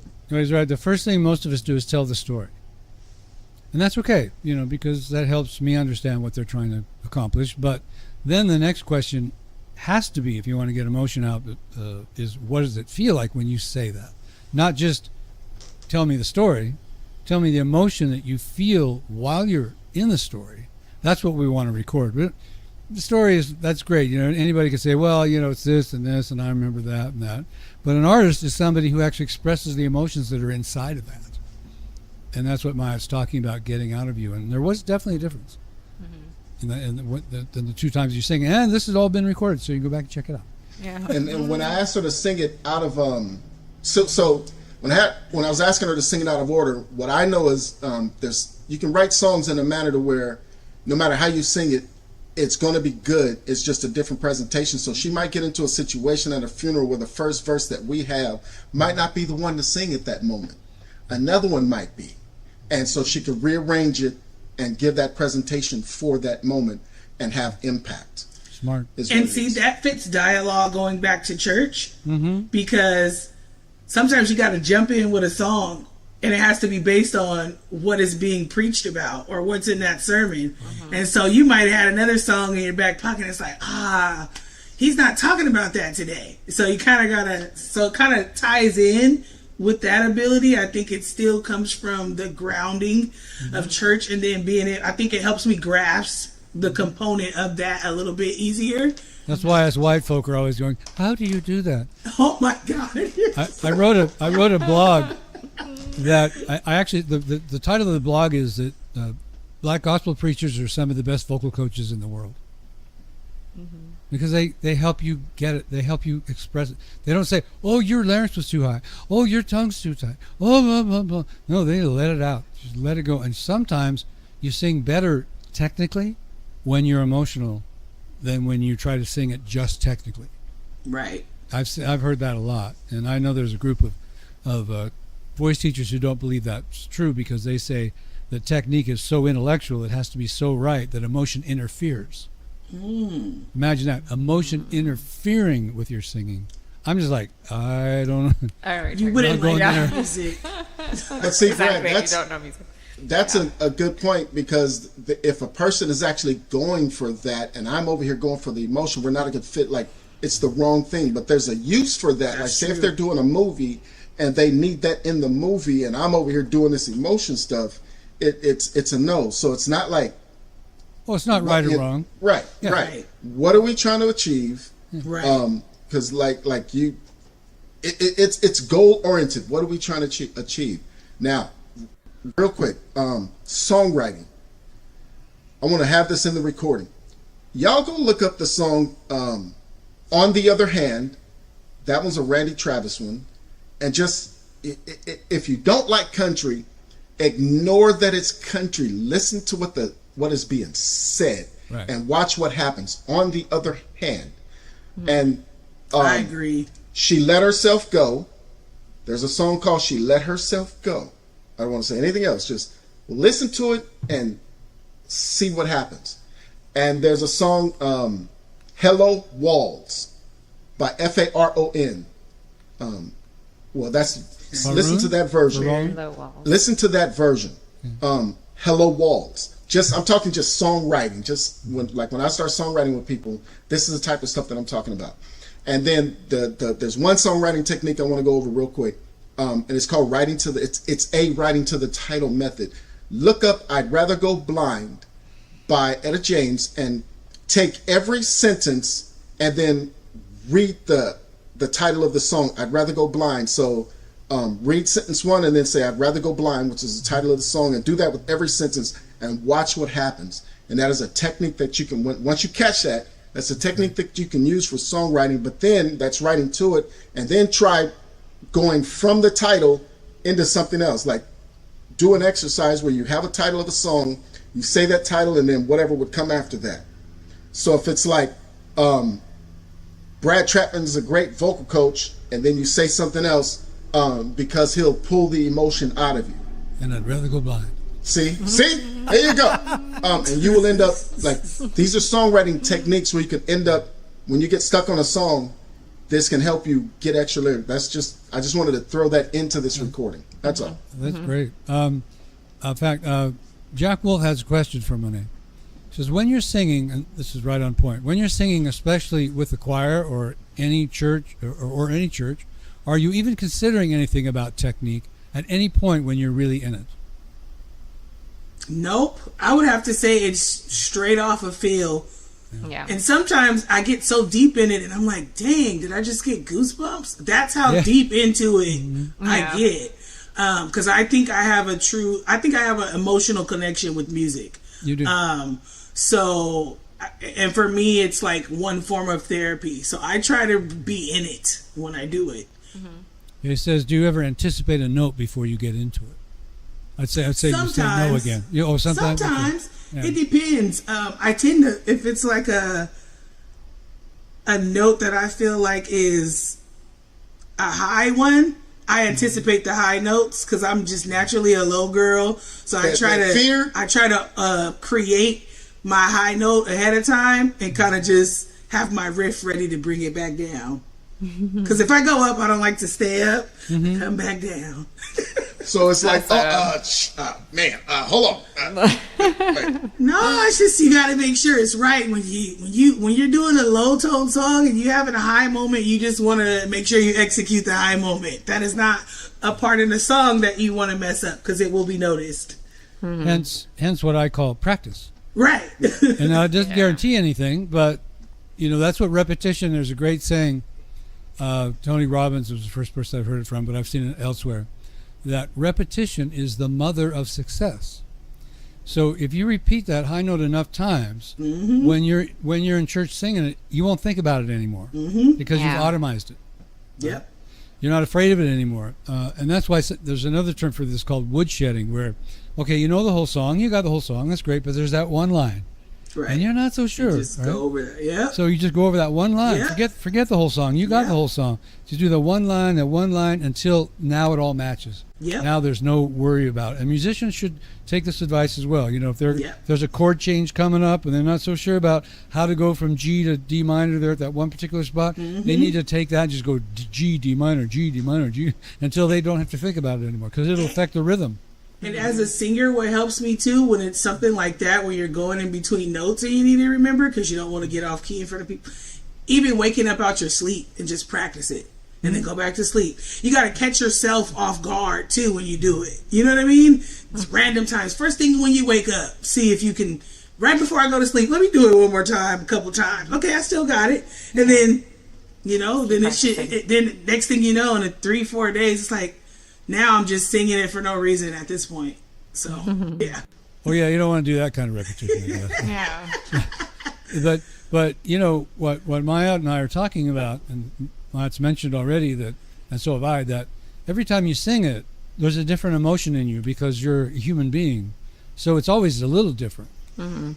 It's never exactly the same unless you turn the emotions off and say, okay, this is what I planned and this is what I'm going to do. Yeah. You know what, Brad, for the longest time growing up, I was always very like mechanical. I guess I was on, I need to learn it just like the singer, right? And honestly, it was only like a year and a half ago when I started writing my own songs and learning from Mott and others, you know, that I'm truly, truly experiencing what it's like to let go, because there's creativity that I have to input into my own songs. And I was practicing at last for fun. I love singing it, but at the end, I'm like, how could I make this fun? And then I was definitely in the zone, and I'm like, I need to figure out a way to end it in a unique way, in my own way. You know, I've sang this song so many times, but how could I make it more original? But I had gotten so much into the zone that I could never remember what I had done in the end every time. I was like, oh, I'm like, I don't remember what I did. I loved it, but I can't replicate it. And then I kept doing something else that was cool, and then something else that was cool. So I am loving all of that. And I'm so jealous of Monae. Like, you grew up kind of doing that immediately, as, you know, once you knew you could sing, which is amazing. So it's awesome. You have to feel sad for us poor crackers. Oh my God. There's a lot of singers, there's a lot of performances where the performance is never the same when they go out on stage at night or whatever. It's never the same. And what are you going to do? I don't know. I'm going to sing the song. And it's just, they get out there and they do it. And you will ask them, what did you do? And I have no idea. And yeah, I love the statement when a singer says, they walk off the stage and go, where was I? Yeah, you're so caught up into it. Yeah, you have to record it to show you what you did, and that's a beautiful thing. So this is another thing I got from Brad. So watch this. If I'm working with an artist, if I can over time get that artist to stop judging themselves and let me be the judge, it frees them up to where they can get into what they're doing and then ask me, how did I do? That's to where once we get to that, we can start like knocking stuff out and without even trying. And you'll have a bunch of recordings where you go back and listen and be like, wow, I did that. That right there. There's one other statement you may have forgotten that I think is a little more powerful, is not how did I do, how do you feel? Mm-hmm. You just heard me sing, what do you feel? Yeah. And because that advice you can use, you can say, oh, you felt sad. Well, I felt sad too. I have a statement for this, Monae. All of you, I think, can get this, because, you know, we all want some structure in our lives. We want to let go as well, sure. But if there's no structure at all, it's just chaos. I mean, it's just like flat notes, sharp notes, everything's completely off. But when you're feeling emotions, Monae, I'll feel it. That's black and white. You feel it, I'll feel it.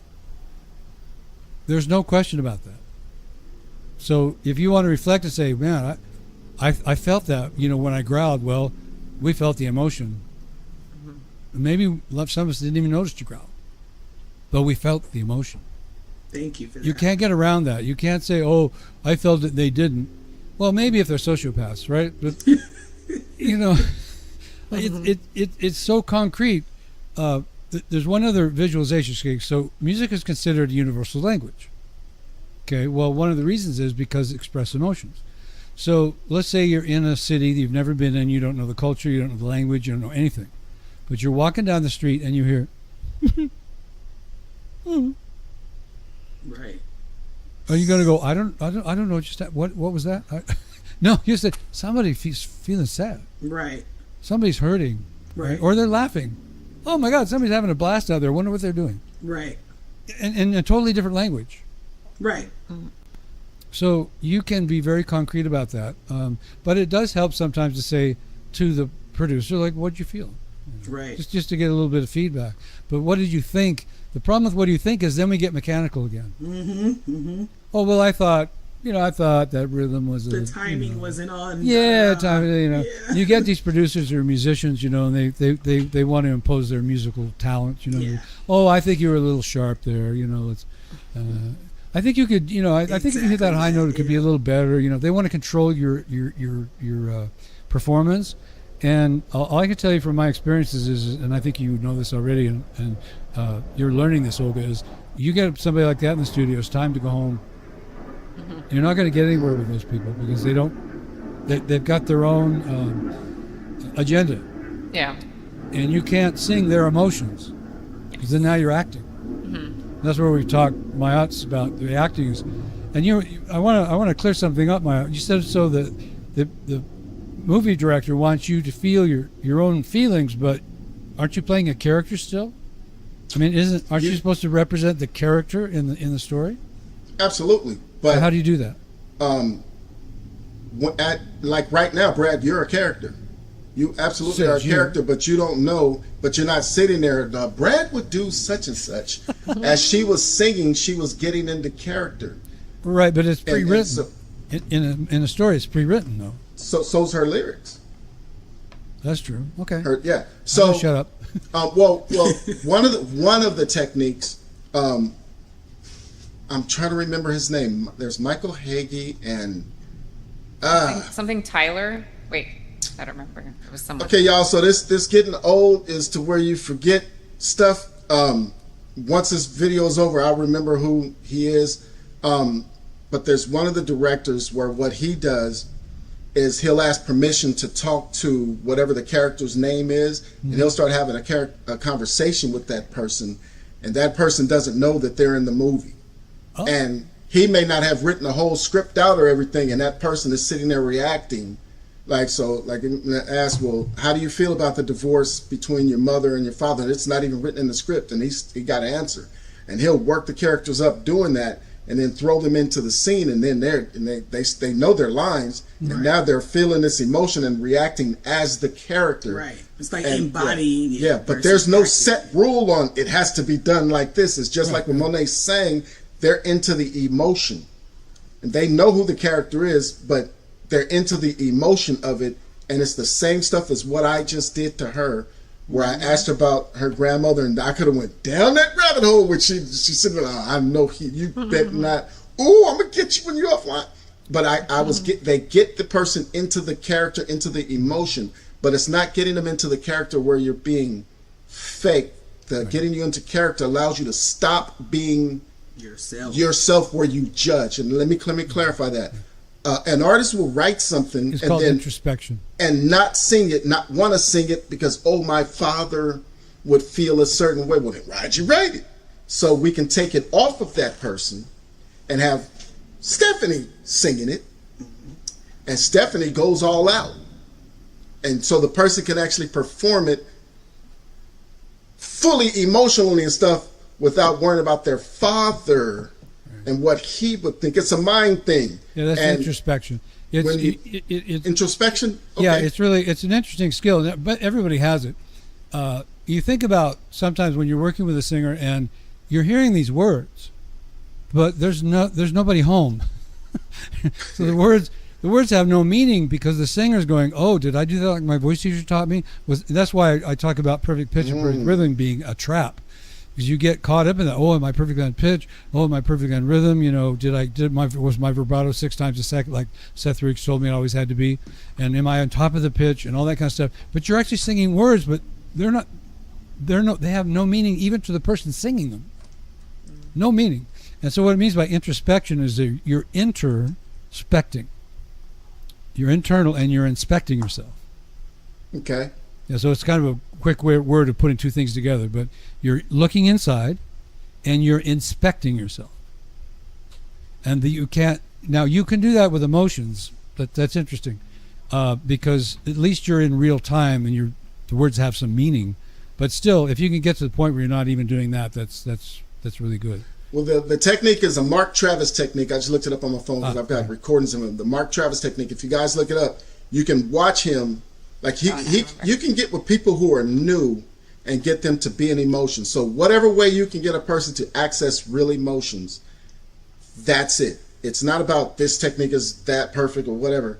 But it's interesting when you can talk to a person and get them to not to get past any of the hang-ups. Like, well, I wouldn't do that. Right. I wouldn't sing high-pitched. Well, Melanie would. And get them to be Melanie. And which really what that means is letting go of their hang-ups and holdbacks to where they would go ahead and do it because it's not on them personally. But when you watch Mark Travis do it, it's amazing. It's like, huh. Yeah, there's a new saying. Well, I don't know if it's a new saying, but it's become really popular now. The saying, "Be in the moment." Right. Yes. Live in the moment. Yeah. And if you're introspecting, the moment that you're in is how did I do? Mm-hmm. But if you get where Mayat's getting you and you're just feeling things and you're just singing, then that's the moment. You're in that moment, and But I've got a career. What you just said, you could maybe make some money. Coach actors who want to be singers as artists. Yeah. Absolutely. Artists, as artists, not as actor singers. Absolutely. But they want to be artists because they think it's cool too, you know. And I don't know if you've got any connections with those, but that could be. Some artists are actors. Huh? Some artists are actors. Yeah, but what we're trying to say here is that actors whose whole life is kind of like your black gospel background. Their whole life is being somebody else. Right. So now here comes Mayat and says, "Be yourself," and they're like, "What? Who's that?" Yep. And I coached some of them, but at the time I was coaching them, I didn't really have the advice that Mayat just gave, and so they had the connections, they had the money, but they couldn't get the record to sell because the people who buy artists felt that the vocal was phony. It didn't have the feel to it that they were looking for, because they're looking for, like in Brad Pitt's case, they're looking for Brad Pitt, not the character Brad Pitt's playing. Right. So it's different. Movies, maybe Brad Pitt can be somebody entirely different, and we love it. Right. Oh, he's this, he's that. We think that's really cool. But if he tries to create his own record, and now the producers in there are going, no, we need Brad Pitt. That's kind of out of his wheelhouse. Not that he can't do it. It's just a little bit out of his wheelhouse. But if you can connect those two together and make that something that they can absorb really quickly, you might just have something there. Right. Just like really good actors, if they're playing a certain role, you notice how some of the really good actors, they will actually, to embody that person, they'll actually go be that, go sit with them, have them tell them their whole life story, see what they eat for breakfast every day, what their work, like really be that person and then play their role in a film. And it's like a total different feel because you have to take time to try to get out of your, like say if I wasn't doing an emotional song, my struggle would be, say, a happy song. Or super walking through the park, making my way downtown, something like that. I would have to you know what I'm saying? Sunshine. Yeah, you know what I'm saying? So it's like, I would need to have a whole background of things that make me happy that day. I need to do a whole bunch of things to get myself in that mood. Find the happiest person. We need to have a conversation. It's like, you got to try to study and deep dive into that. So you don't feel like you're acting like it. You feel like you're actually that at that moment. Well, you need to become that, yeah. Yeah. And there's some advice on that, too, is don't sing songs you don't feel. Yeah. Pass them. Yeah. So that's a great song, but it's not me. That's true. It might be you in 20 years. You don't know. It might be you tomorrow, but sometimes in the movies you'll see the situation where there's a guy at the piano, and there's a stack of music, and there's a singer. And the singer's handing it to the pianist, and then they do it. And they go, nah, pass that. Throw it away. Then they grab another one, pass that. No, oh, this one. Yeah, I feel this one. Okay, let's work on that one. So they're literally trying to find, all of this stuff that's been handed to them by writers what they can connect to, because they know if they can't connect to it, it's going to come out poorly, right? So, but what you're taking it another level, which would be really interesting to work as well. Like put somebody in a song that they really can't relate to, and see if they can figure out some way to get the emotions out. That'd be. I don't know if it'd be worth doing, but it would be a challenge. Well, for great artists, sometimes you have to. Well, so check this out. So if you have a song, say you've never had love, or you've never loved a person, and the song is saying, I don't want you out of my life. Please, if you ever leave, please return. So there's this whole thing about it. And you're like, I don't have anybody I feel that way, but there's this little puppy that you've been raising. So you sing it about the puppy. Look, puppy, if what happens if this puppy goes out? Yeah. So this puppy leaves and never comes back, and oh no, that's my family. That's the love of my life. Hold up, well, we're finna sing about this puppy. And it's things like that. You got to find something where there's a connection. Do they call that method acting? Ew. Is that the term? I've heard the term method acting. I thought that's what it was. Maybe not. I don't know I don't think that's method acting, but that's a real emotion. Missing that puppy. Do you not know how these people be with these animals? Yes. Like these people be talking like this is like their child, like Olga's child. Like no, but yes, like you find really something where you have the real emotion, But man, now I gotta go back and relook on what method acting is, because I even got a book on method writing. Brad. Shorthand a little bit, Maya. What would it mean? This person chatted. Best viewers, rankexpert.ru. Best viewers, rankexpert. Yeah, it's one word. rankxpert.ru. Best viewers. Don't know what it means. Anyway, if you'd like to clear that up for us, we'd appreciate it. Whoever wrote it. I can't say your handle there. It's hip carry Ella whatever. I'm not good at handles. I'm not. You said rank? Yeah. It's one word. rankxpert. So like rankexpert.ru. The actual letters RU. They might be asking how if we were to rank ourselves as experts. Huh. I don't know. I don't even go that. I couldn't even do that because and you can be in and out. It's really tapping into real deal stuff. I might say I'm sitting here and I'm really feeling this. That doesn't mean that the audience is going to feel it. So we still got to test it. They're going to feel something though. That's what I was saying. That's the black and white part. They're going to feel something. Oh yeah.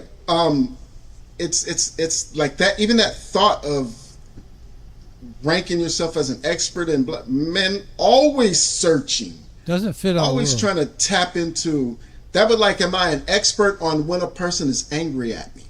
No, but I can identify it. Mm-hmm. Right.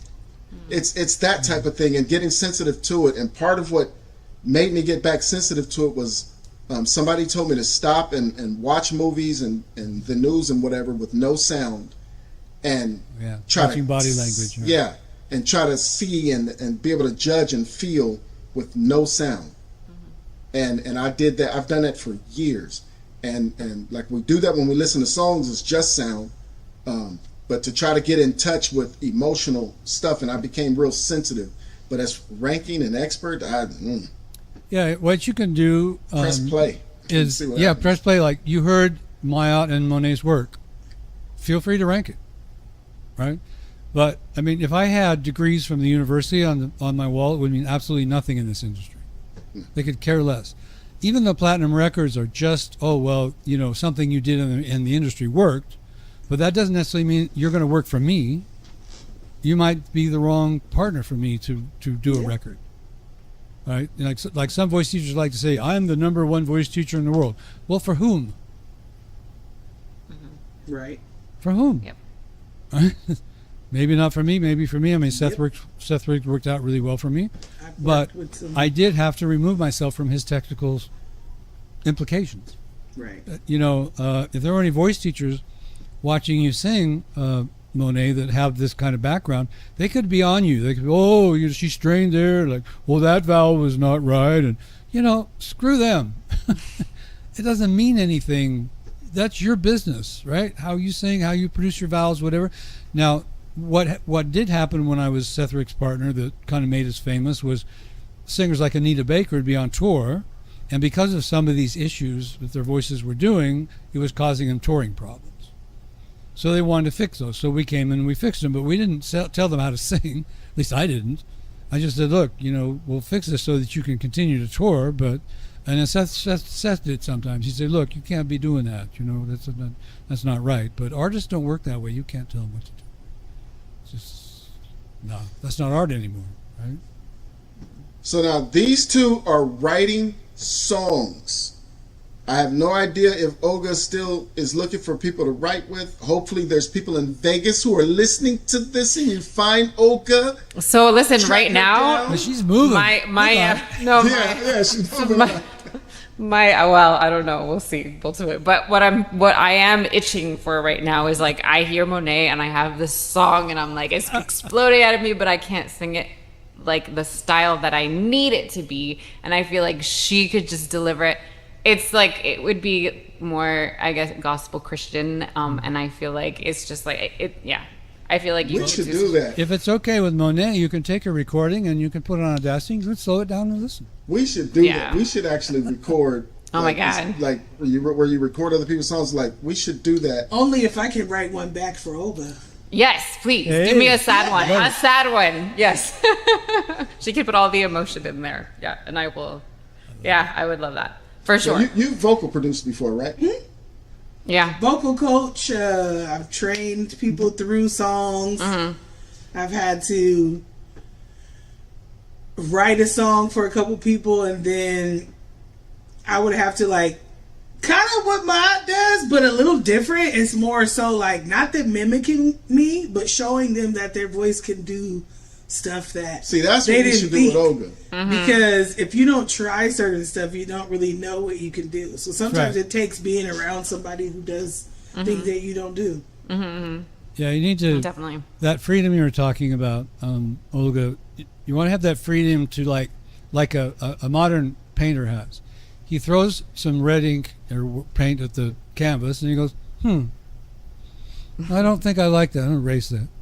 Okay, then I'm going to throw up something else. And then after, 10, 15 times, he's got 10 or 15 colors up there and he's going, yeah. But for a while, he's like throwing them out there. I'd hate him, get rid of it. But but the willingness to throw it out there and see what it's going to look like. Right? That's, an artist has to get to that point rather than, I'm afraid. I'm afraid to throw that red up there. It might look ugly. Yeah. You just I always say, what's the worst that can happen? You don't like it? Delete it. Yeah. But What if you try it and it's like, oh my God, I didn't know I could do that. Now you created magic. But as you know, some people, that's their biggest fear. I mean, they'd rather deal with a guy with a knife than put their own emotions out there. Yeah. And so we have to, we just have to go, you're talking about the big boxing gloves, right? You just have to use kid gloves and, work it out so that, that it's happy. But some people are just not going to do this. My aunt knows that better than anybody. He's been fought with quite a few singers over his time, rappers and so forth, and it's just not going to work, and we can't control that, but we can certainly teach them. And I really appreciate you doing that, Manu. That's, big thumbs up for you taking that on, because what we're talking about today, 25 years ago, like my aunt said, he didn't know I was the one that created it until he was looking at my old Sing From Feel Facebook site. And I said, well, that's me. He said, what? Well, back 25 years ago, I was researching on the internet anybody who would teach anything that we're talking about right now. I didn't find a soul. Now you can find people who are talking about it, and some people are saying they're teaching it. Whether they're using our methodology or not, I don't know. That's not important to me. It's important to whoever's going to buy whoever's book, But the Sing for Feel system is specifically designed to bring all of this information out there, to make it common knowledge, so that even when we're hearing somebody out there busking, that that's somebody singing on the corner, right, just with a guitar laying down there. If you don't know what busking means, even those people are singing with emotion now, rather than just being robots. We can change the world with this methodology, but it's got to be exposed, and I appreciate you guys so much for coming on here and exposing it. So we've been going quite a while. So but Anthony, Anthony said you're welcome. Yeah. Oh, okay. Who's that? Oh, that's the Dead cousin. that's the imagery. That's the imaginary cousin. Yeah. Okay. That's her dead. He's dead. I know. I'm trying to. I'm trying to catch up here. But I want to thank all of you so much for contributing to this. And Jack Wolf, by the way, said, "Bye, everyone. This is really insightful and inspirational info today. Thank you all for sharing your amazing talents and skills."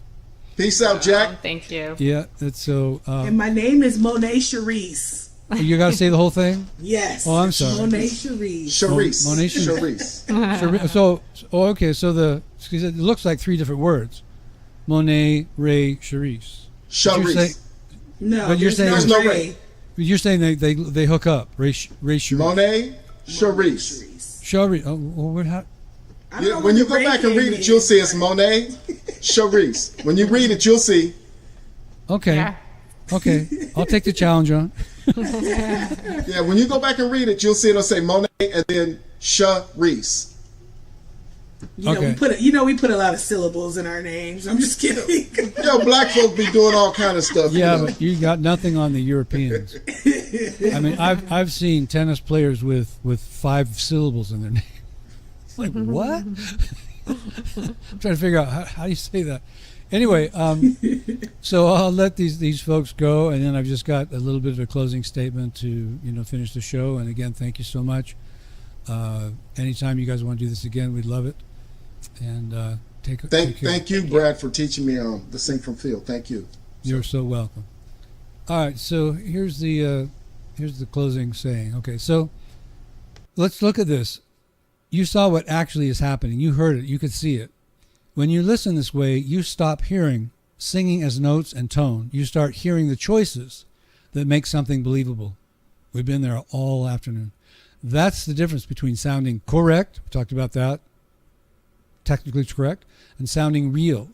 And that's a technique. That's correct, to sound real. And if you can't hear those choices, if they're not in your mind, then you can't sing them. And that's why I developed Sing from Feel. So what you heard today with Ella Langley and with Monae and with Olga, and listening to the words of the great Hotep, every strong singer is doing this. Most people just don't know how to identify it. They don't know how to get it. They don't know how to feel it. So that's exactly what the Sing from Feel mastery system trains. It teaches you how to hear these choices clearly, break them down, and apply them so your voice responds the way it's supposed to. We talked about that today as well. So if you don't have the ability yet, I didn't for a long time. Nobody has it automatically. The book is where you start, co-written with Hotep. And you heard the great advice he was giving you. It gives you the framework so you can actually recognize what you're hearing instead of guessing. No more guessing. You know what you're doing. If you feel it, they'll feel it. Then the 30 videos in the system that make absolutely sure you know exactly what you're doing. That's what we did today. They're all in the videos. You can use any artist you want. If you want to pull Big Bird out and see how he sings, go for it, right? And apply that to any artist you choose. That's kind of where I was heading. So if you're serious about fixing it and being able to do it consistently, that's what the full system is for.